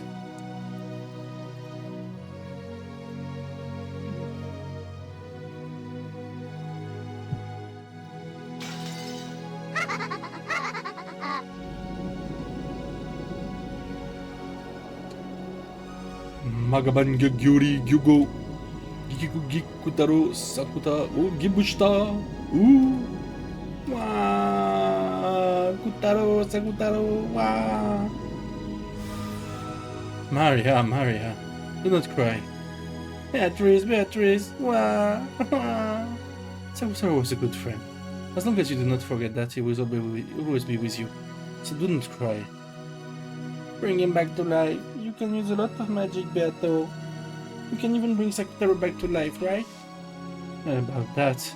Of course, if Sakutaro had been my furniture, it would be easy. However, Sakutaro is your furniture.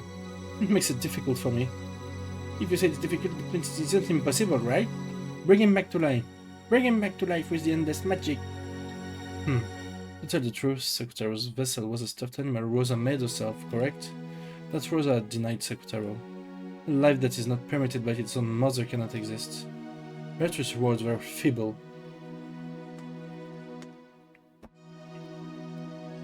Because she knew that, no matter what the excuse, it wouldn't be enough to get Maria and make her accept it. But she has to communicate the painful truth to her disciple and a close friend.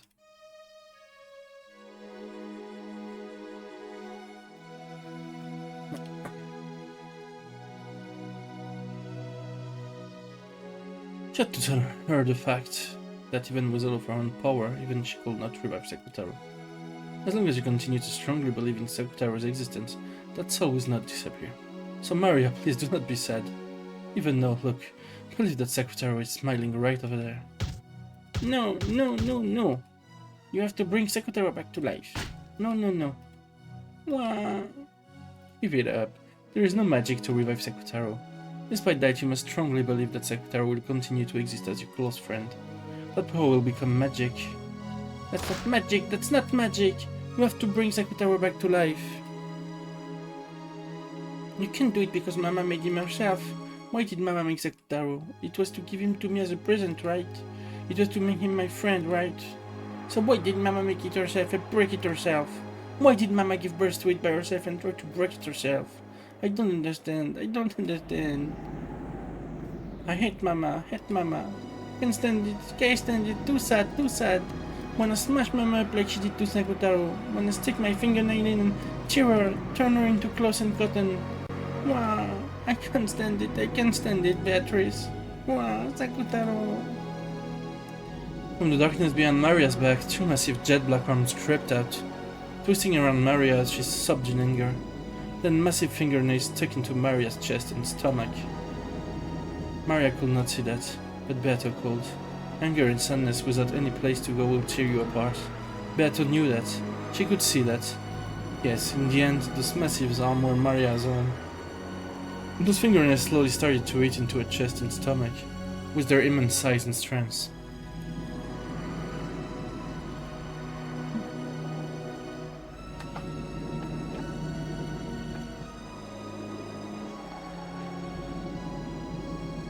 Those arms could probably tear Maria into bits easily, but Maria herself couldn't notice.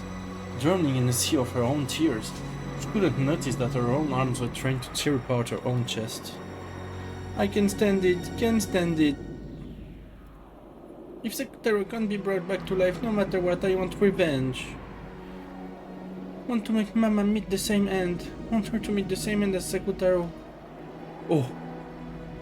C'est le vœu de Maria qui va faire que... C'est pour ça, ok, je viens de caler un truc de fou. Dans le chapitre 2, c'est elle qui finit torturée pour l'éternité. Béatrice s'en est rappelée en fait.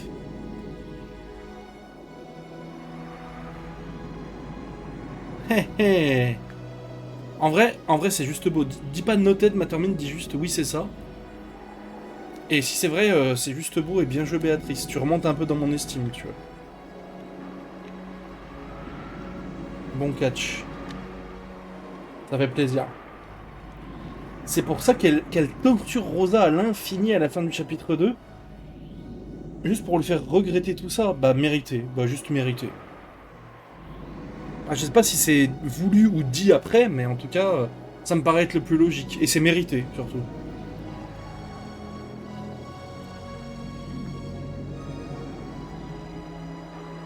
Teach me magic for that. Teach me magic to beat Mama. Is that really how you feel?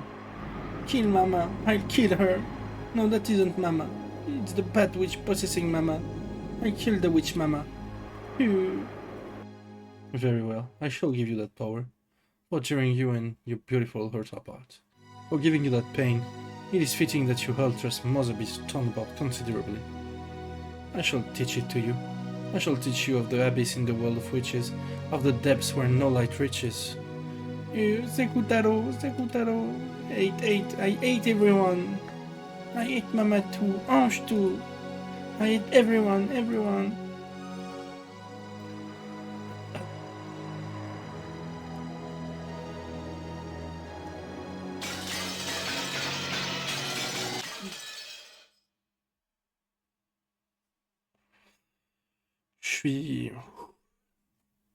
C'était vraiment dur. C'était le premier degré du Ryokudo d'ailleurs. On va jamais aller au Rokkenjima, hein.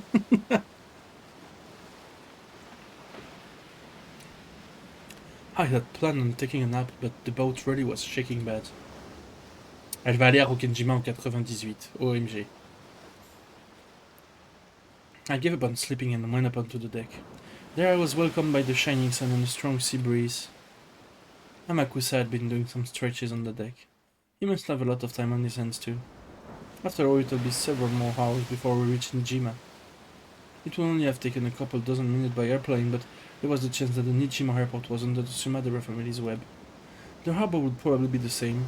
For that reason I had obtained a boat that would let me land while avoiding the harbor, no question asked. I'd bumped into a cheery boat captain. I played him generously and he had decided to help me out. I'm used. Still gonna be a while? I just asked the captain and it sounds like I'll take a full 2 hours more. Well, beggars can be choosers. The weather sure is nice. Feel like I burn. Going to read on the deck? You'll damage your book. Amakusa apparently thought this is because I was clutching Maria's on each and diary under my arm. I'd been reading it, half asleep, which was why I'd come back up still clutching it. How is it going? Think you'll be able to find the truth of Rokkenjima from Maria's diary? Who knows? No matter how much I investigate what happened on the island, it won't make for anything more than a theory. There's no truth written in the message bottle or Nichen's diary, just a fairy tale with a witch walking around. I'm stuck. Looks like you've got nothing to look forward to except questioning those involved on Ninjima. I imagine the witch hunters have showered them with questions over and over, so I'm pretty sure I won't find any new fact. Je suis vraiment énervé premier degré là.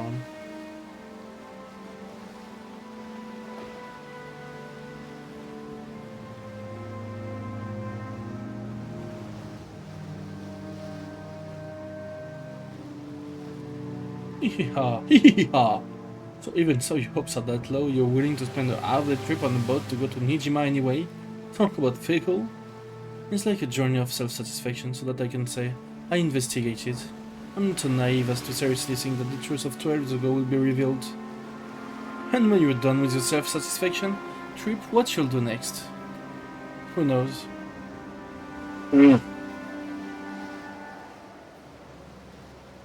I haven't thought about it. I go to Nijima, ask some people who were involved. Then after going to Rokenjima in the end and leaving some flowers, my journey would be over. Several days have already passed since this journey began. After being told by Bernstein on the roof of that building to search for the truth of 12 years ago, I'd left on a journey like trying to grasp a cloud. At the time I felt as though I experienced something mystical, and had the feeling that I might be able to grasp some kind of miracle at the end of the journey. But after several days passed, my excitement died down. On that day, when I stood on the roof of that skyscraper, my heart was completely cornered and dead. So I wanted from the bottom of my heart to be released from the cage of my body and rise into the sky, and not cross the fence in order to die. Maybe experiencing the desire to die and actually stepping forward, throwing my body down, put some kind of mystical experience inside my head, making me think I had received a message from a witch. The excitement from my jump lessened over time, and the more I came back to my senses, the more this journey lost its meaning. But I didn't even consider suspending this journey just because of that.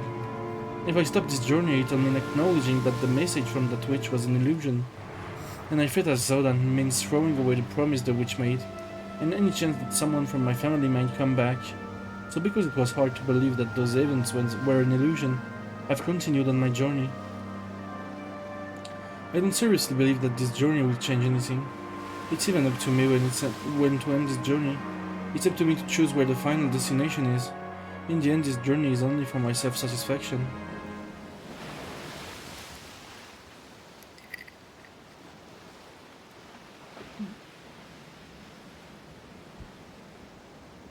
Self-satisfaction, huh?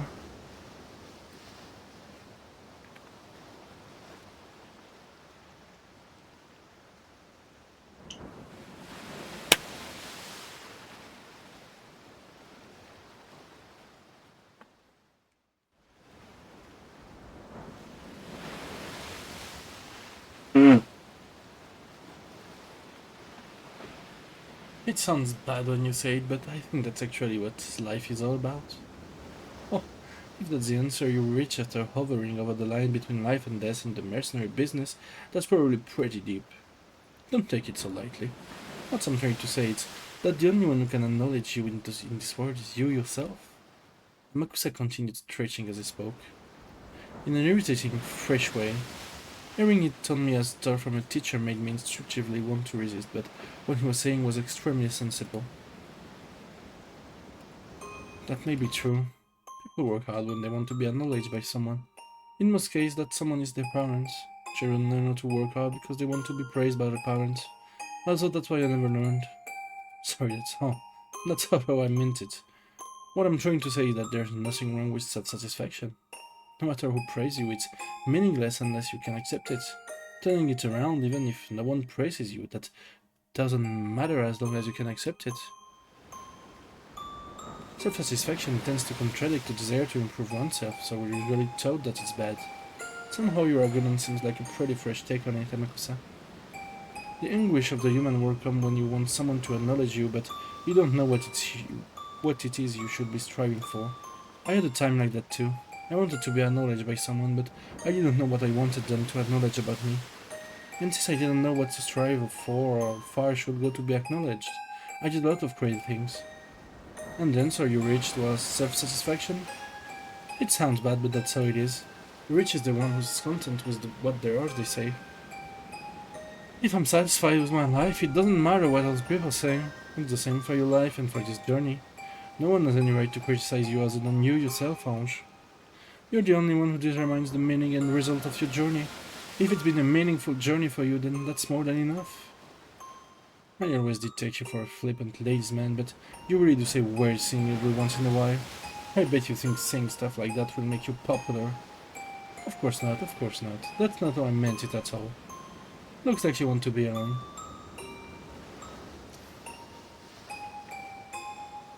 I head over to see the boat captain.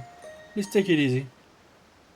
Amakusa apparently decided I was in a bad mood, although I didn't feel that way myself. Or he might have finished a set of stretches and wanted to cool off in the shade. The sea winds were strong, but not enough to cool the rays of the sun. Amakusa disappeared. Only I remained.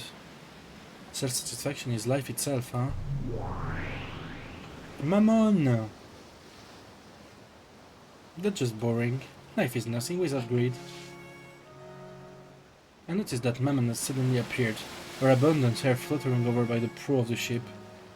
It's true that a life of greed would be fun, but unlike you, humans have a limited lifespan. If greed is eternal, that means a person will have desire even in the last moment before they die.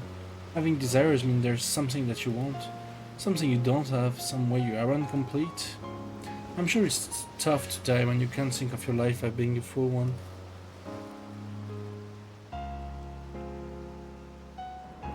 So I'm sure self-satisfaction is necessary. I see, because of the existence of a lifespan, you have to compromise like that. One of my masters had very long lifespans, so I've never thought of it. I wonder if human lives have the purpose of becoming satisfied. If so, it's probably easiest to live without desires. Yeah, I see, so that's why greed is one of the 7 deadly sins. Your praise honors me. Apparently that counted as a compliment in Maman's eyes. She turned and gave a graceful bow. Sama, the humans live so that they can find satisfaction at the moment of their death. Wouldn't it be pretty tough if you felt you were lacking something when you died? If so, then humans live only so that they can meet a satisfying death. They live on so that they can have a better death. They live so that they can die. This kid's saying something pretty incredible. I see it as expect from a demon's sake. However, it might be the truth.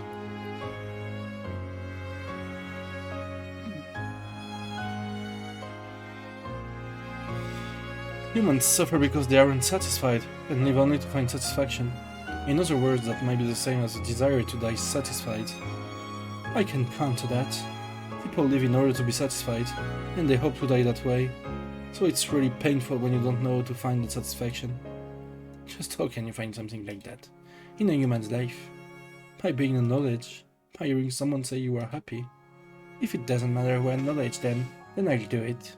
Yeah, that's the problem. People don't know who needs to acknowledge them. So searching for this person who can acknowledge them is the journey of their life?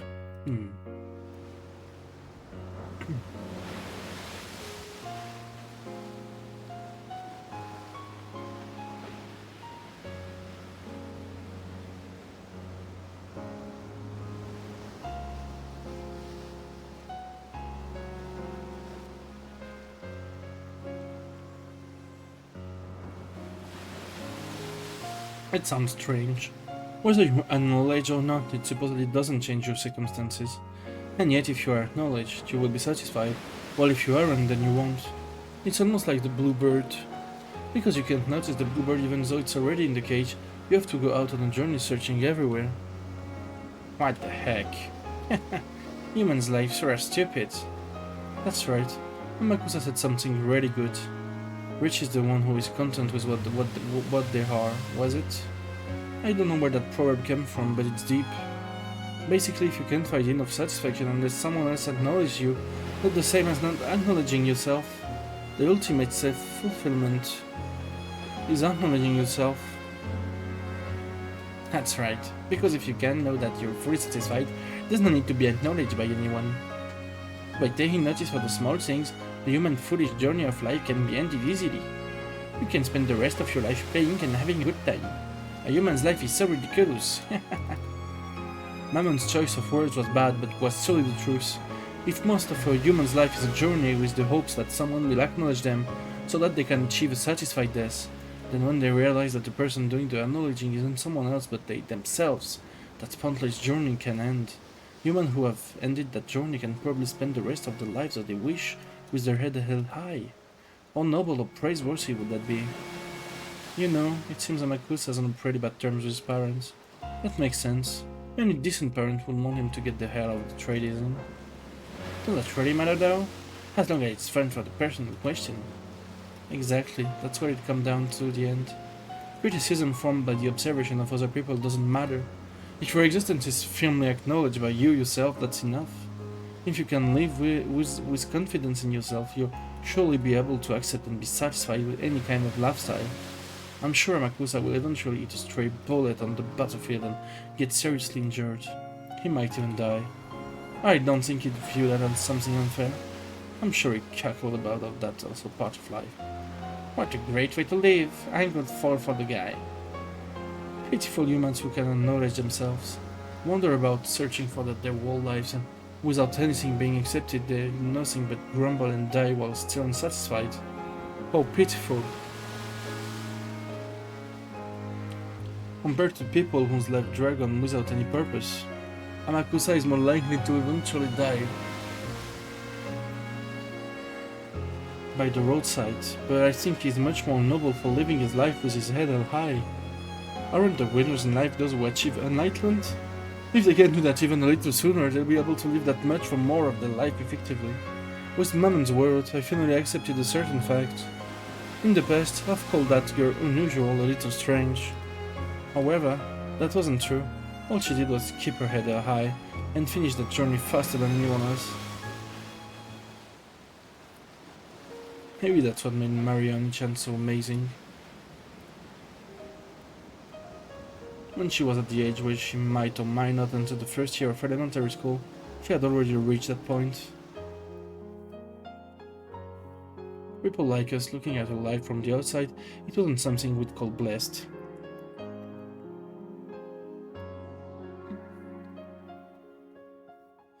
En vrai, j'entends l'argument qu'elle s'apprête à dire. Même si c'est dur de le voir comme ça.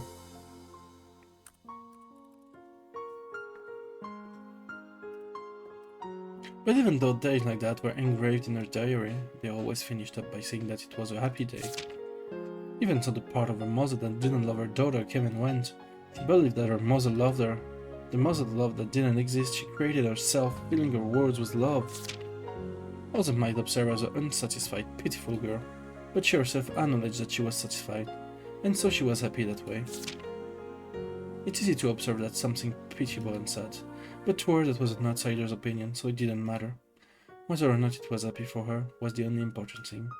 It's just like how when people who live in the city point to the lifestyles of those in the rural areas, and mourn their inconvenience and feel sympathy for them, it's really none of their business.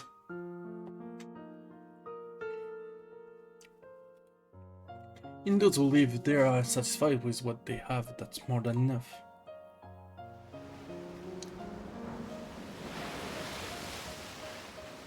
I finally noticed something. I noticed it just now. I did something horrible to Mariani-chan, and to you all in Secretary as well on that day. Whether magic exists or not, that's not up to other people to decide.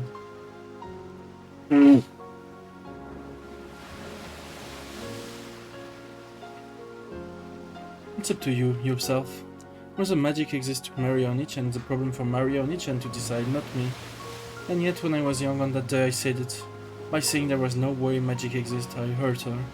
The fact that magic doesn't exist in my eyes matters in my world. But denying it even in Onichan words for that reason was totally misguided.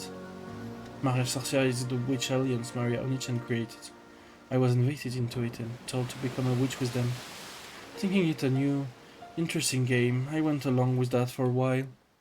But because of the cruelty of youth, I got tired of it all the way through, and I tore her poor earth apart with sharp words. At the time we must have gotten into a huge fight. I forgot about it right away, but she couldn't forget about it. After all, to her, magic was a natural power that really existed, and she believed that she'd be able to share it with me.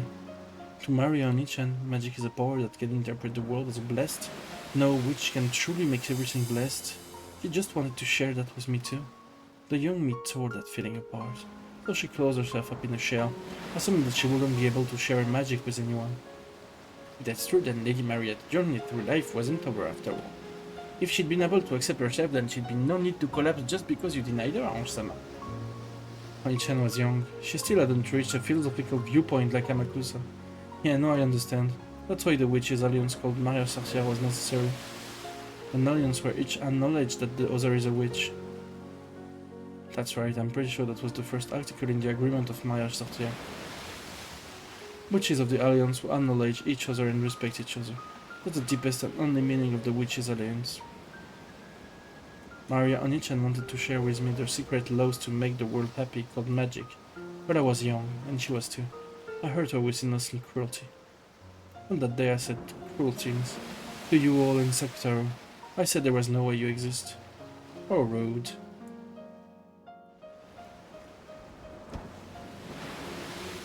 We acknowledge that we exist ourselves. We're not like humans with the sound of asleep. I think therefore I am. Whether you acknowledge or deny magic, the existence of the magic called the seventh state of purgatory is a fact. As long as we acknowledge it ourselves, to borrow your words.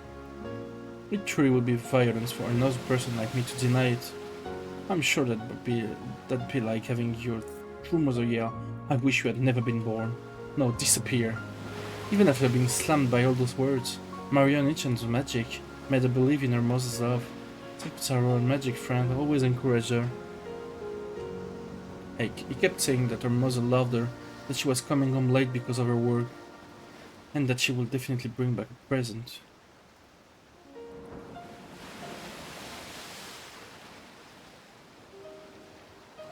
Even after Maria learned that her mother's work wasn't really the cause, magic allowed her to continue believing. And by believing that her mother loved her, by acknowledging herself, she filled the world with love and peace and serenity, establishing it completely. What happened 12 years ago? What happened to my family? This was never a journey to search for that. What kind of journey it is? It was a journey to apologize to Maria Onichan for what happened that day. Bien joué, Ange. I don't know why, but that's what I think. If I hadn't hurt her, the incident 12 years ago might not have occurred. That's what I think. I have no basis for it. I don't have a clue how hurting Onichan could be connected with that mysterious incident several years later, but for some reason I can't imagine that there's no connection. And which caused that incident. And the culprit is the Golden Witch, Beatrice. And Beatrice was part of the Marisalsia Alliance of Witches. I horribly hurt the other witch of that alliance. I hurt her with the thought that magic doesn't exist. So several years later, a crime caused by a witch occurred. In a 2 days period that couldn't be explained with anything but magic was thrust in my face, thanks to the message bottle. There's no way I wasn't involved somehow. I don't get it. It could be coincidence or it could be fate. For some reason, I've started thinking like that on this journey. And what's your basis for it? I have none. I just think it's true. The Japanese are interesting. Even when they're the victim, they feel as though they did something wrong and apologize for no reason. I could understand if you said I ate Beatrice for stealing my family or something. But you are weird, feeling guilty for no reason and apologizing. Of course I ate Beatrice. I couldn't continue the journey without that feeling. It's okay to choose yet another purpose for this journey. There's nothing wrong with adding on the goal of apologizing for past sins, in addition to getting revenge on a witch for what happened 12 years ago. I can at least go to work in Shima, apologize for my reckless remarks and offer flowers.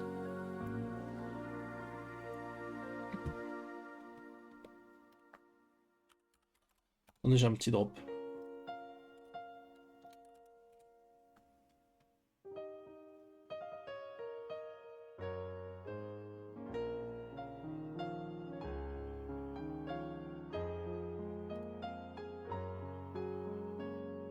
Youpi, excellent condition.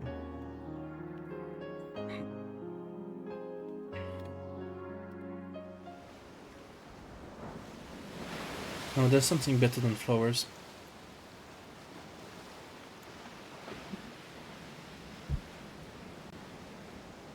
I think that would be more fitting for Onichan. I stood up, not minding that the sea breeze scattered my hair and concentrated my mind. I lifted my palm up to the height of my head and imagined a vast space. Ange-sama? Be quiet. Calm arise. I'm the witch apprentice, Ange Beatrice. I was excommunicated, but I wasn't a member of the same alliance, and you are the daily mist furniture who played with me. Answer to my call. It was hard to tell in the middle of the day, but a faint blue light gathered around the palm of my hand. Then Sakutaro's form was revived.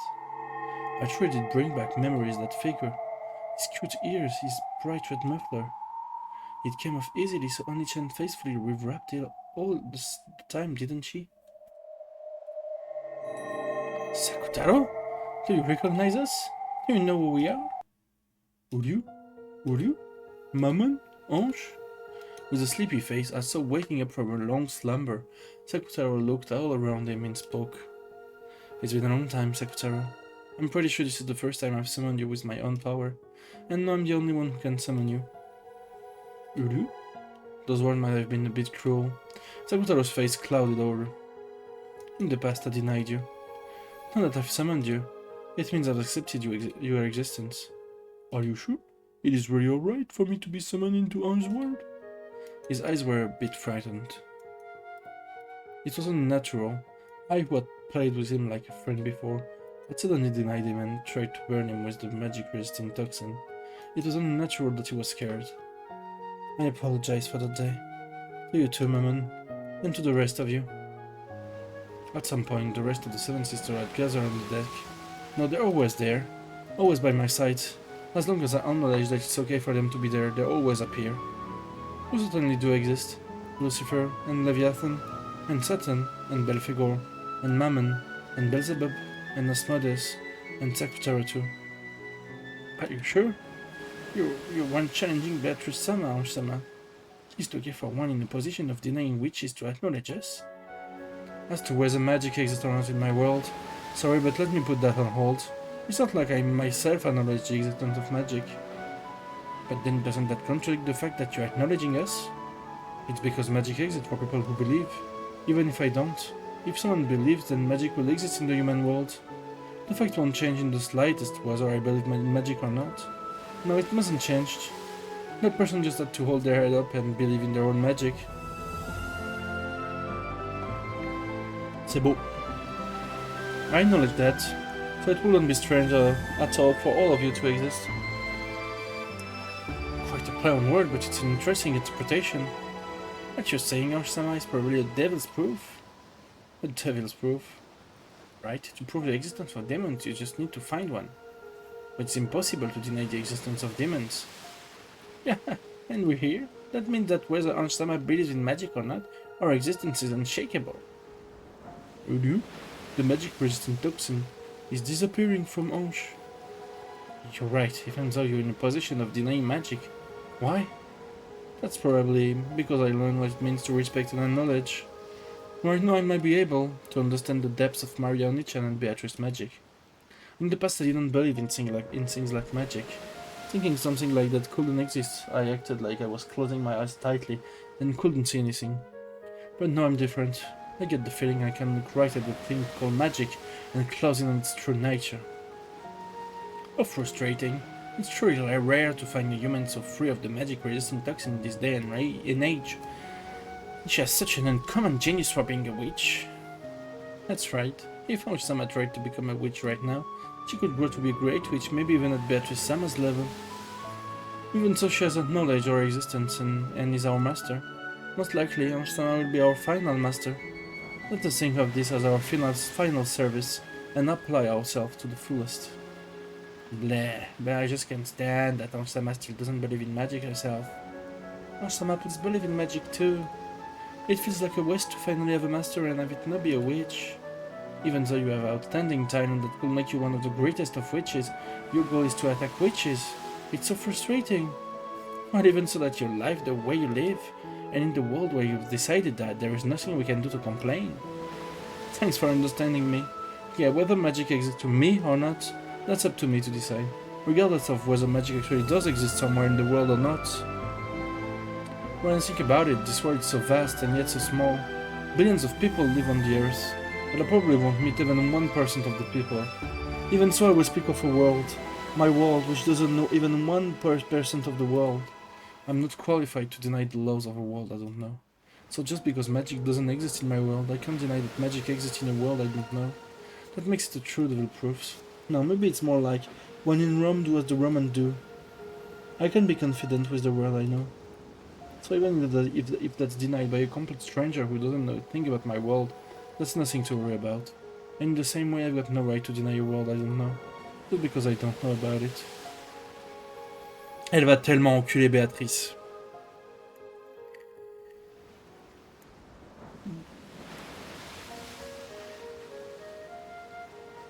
C'est tellement évident. Therefore, regardless of whether there's magic in my world or not, I can't deny the magic Maria Onichan taught me. Will you? After all, even if you've never seen it, magic exists. Yes, that's why, as I've already said, you friends of the Witches Alliance, Maya Sorcier, won't be denied by me or anyone else. I proclaim that most important part again. Even though the sea breeze and the crashing of the waves were noisy, it was a time of silence. Both Sakutaro and the Seven Sisters of Purgatory reflected upon my words, and probably I did too. Does magic exist? Do witches exist?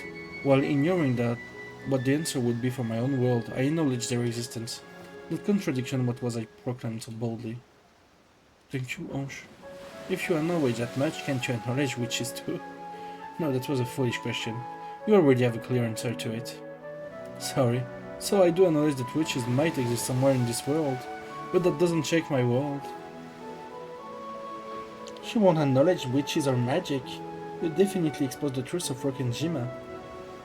Right? Yes, that's my world. Even if a real witch exists, I won't acknowledge it in my world, no matter how much that witch tried to convince me. Bravo, c'est Battler 2 en fait. Enfin, c'est Battler Premium en fait.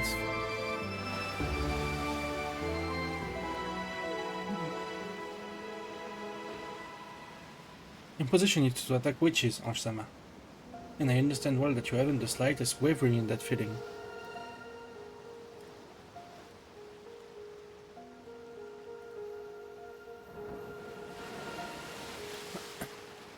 Are your furniture, the Seven Sisters of Purgatory. We will always be by your side. We'll always be waiting for the day that we can be useful. Also, since you don't believe in magic, we can never be anything more than people to talk to. That's enough for now.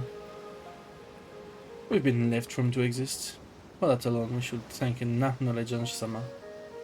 In short, all of us. All together again. Will you? Yeah, Sakutaro, let me squeeze you. When Sakutaro was overcome with emotion and tears came to his eye, the Seven Sisters closed in and mobbed him. They were also celebrating a long-missed reunion. In their existence is permitted, they are definitely capable of existing here.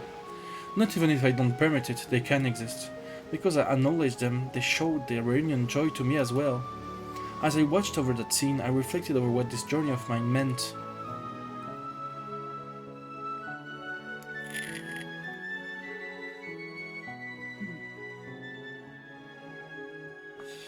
I wonder if everyone will forgive me this way. You've done enough. We're furniture. Just being summoned, just being allowed to be by your side makes us happy. Would you? Ange, thank you very much. Come to think of it, why was I able to summon Sakutaro? No, it's the other way around. Why wasn't Onichan able to summon Sakutaro? Maria Onichan was desperate, thinking that Sakutaro has died, which meant she hadn't been able to summon him like this anymore. In the past, Onichan said it was more advantageous in a summoning to have a vessel. However, a vessel is like training wheels, and it shouldn't be absolutely necessary. In other words, even if the stuffed animal lion that was Sakutaro's vessel didn't exist, it should be possible to summon him. Now, when you put it like that, it's even a little doubtful whether summoned thing can be limited by life and death. Moreover, Sakutaro should have been an especially important friend to Maria Onichan. He should have been able to strive hard to summon him one more time. It certainly was sad that the original stuffed animal vessel had been torn apart, but why did it die and become impossible to summon again? That's because at that time Maria saw my stuffed animal torn and decided that I died. The same as the existence of magic. If Sakutaro has died in Lady Maria's world, then he can't exist here in her world. Will you? The shock of having her beloved stuffed animal torn apart had left a wound in her heart serious enough to prevent her from summoning her irrepressible close friend. In Maria Onichan's eyes, Sakutaro died, so even if Sakutaro can exist like this to me, he cannot exist before her. I was always with Maria. When Maria cried, I was always right beside her, telling her not to cry. But my form, my voice, nothing of me will reach Maria now. Sakutaro hung his head, looking sad. After that incident, the nature of Maria Sorcière rapidly began to change. Before then, the alliance was a peaceful thing. But after that incident, it grew full of shadier things, focusing on how to curse people you hate. Onichan's diary began to show a clear change. The diary is a mirror that reflects monster that it is. It probably showed the personality called Maria die, and be reborn as the evil witch personality Maria. When she buried that diary in hatred and sadness, Her heart surely wasn't satisfied. Because it wasn't satisfied, she had to bury it with hatred and sadness. And while still unsatisfied, she met with death.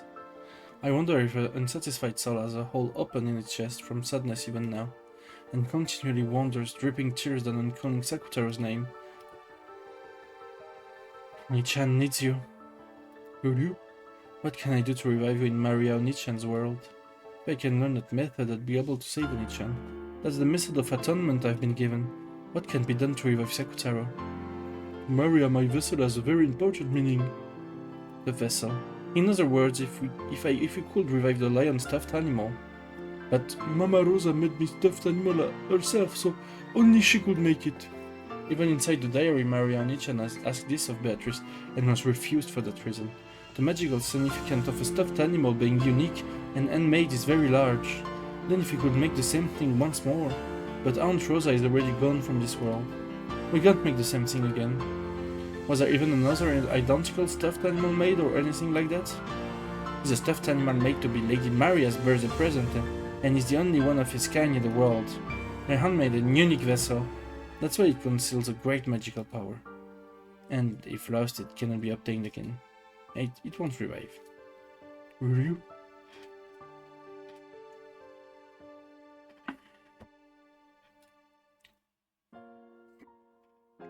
Because she knew that. Maria Onichan watched a stuffed animal, which was unique in that world, get torn apart and despaired. Because it was the only one of its kind in the world, and she couldn't permit a compromise such as buying another one, she had despaired from the bottom of her heart. But Sakutaro is right here. Even without a vessel, he's here, because I acknowledge that he certainly exists in my world. Even if Maria Onichan doesn't acknowledge him, that cannot be denied, right? Logically, that's true, but I think using the same logic to make Lady Maria accept him could be difficult. Maria, I'm not dead. I'm right here. Will you?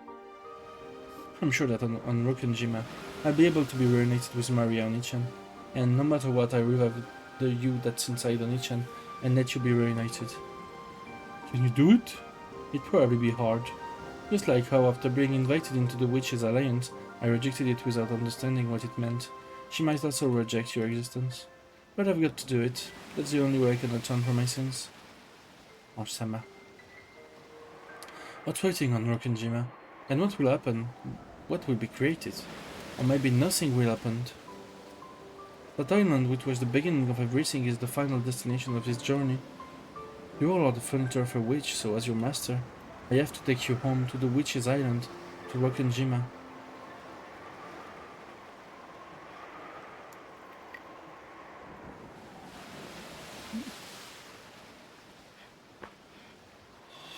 Even though the ray of the sun had been so strong at some point, clouds had started to hang down. The spray that in my cheek might now have come from crashing waves. Gosh, look like we're gonna get a bit of a shower. Maybe you'd better go below deck. Amakusa called out to me with an expression that said, "Oh, you still here?" When I looked up, I saw that the island's silhouette has gotten much larger. We might reach land very soon. I remember that weather report had Hey. The sky wasn't dark enough for rain clouds. It'd probably be just for a short time. Even though the rain was light enough not to be a pain. Having rain start to fall as we approached the island felt like some kind of fate. It was raining on October 4, 1986 as well. I'm approaching the Rokenjima of that day, and not just in distance. I went back down with Amakusa. He was carrying what looked like a really large and heavy golf bag. It was something Amakusa had brought back with him on a day when we'd split up. I didn't inquire as to its content, but it was hard to imagine that there were anything peaceful. I won't go so far to ask what's inside, but it's look heavy. Why are the things so damn heavy all the time? Our French instructor told me something interesting about that once. He said that they should always be heavy. After all, the human life is heavier than the world, so this should be even heavier. It would be nice if you didn't need to use them. That would be nice. Amakusa set the golf bag like luggage down beside him.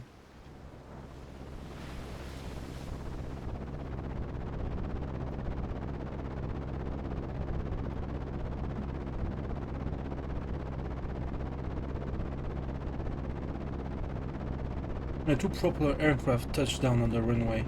Considering the weather, it couldn't have been a pleasant flight. Everything after this flight had been suspended due to weather. Cutting through the drizzle as she traversed the runway, the Madeira Kasumi entered the lobby with 2 black suits as guard. Oh no. Voilà Dio Brando.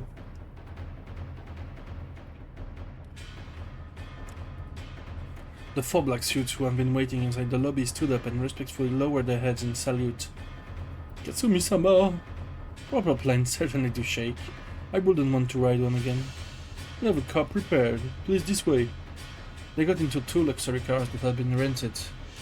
On shall be heading for Rokanjima, a deserted island. How convenient. You've arranged for some tools, I take it? Yes, ma'am.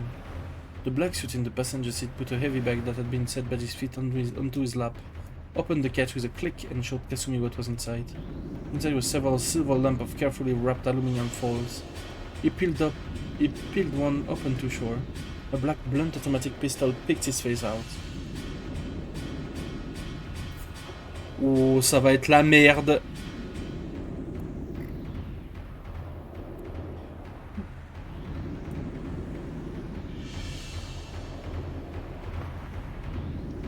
Oh.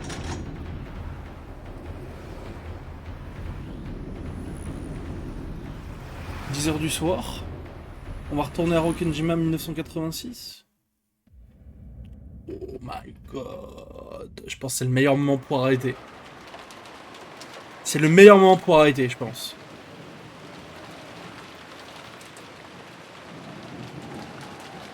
On est parfait.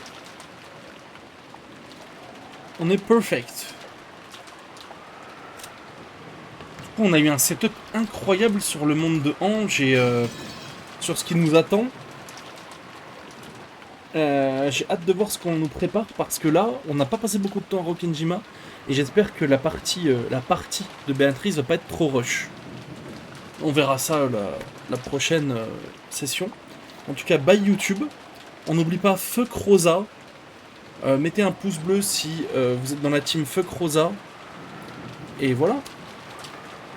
On va se dire à demain. Demain, je vais lâcher 2 sessions, je pense. 2 sessions de 4 heures ou 2 sessions de 5 heures, je pense. Essayer de finir le chap, ou sinon on n'en sera pas très loin, je pense. Bref. La bise et à demain. Prenez soin de vous. Bisous. YouTube. Fuck Rosa, on n'oublie pas. Ciao, ciao.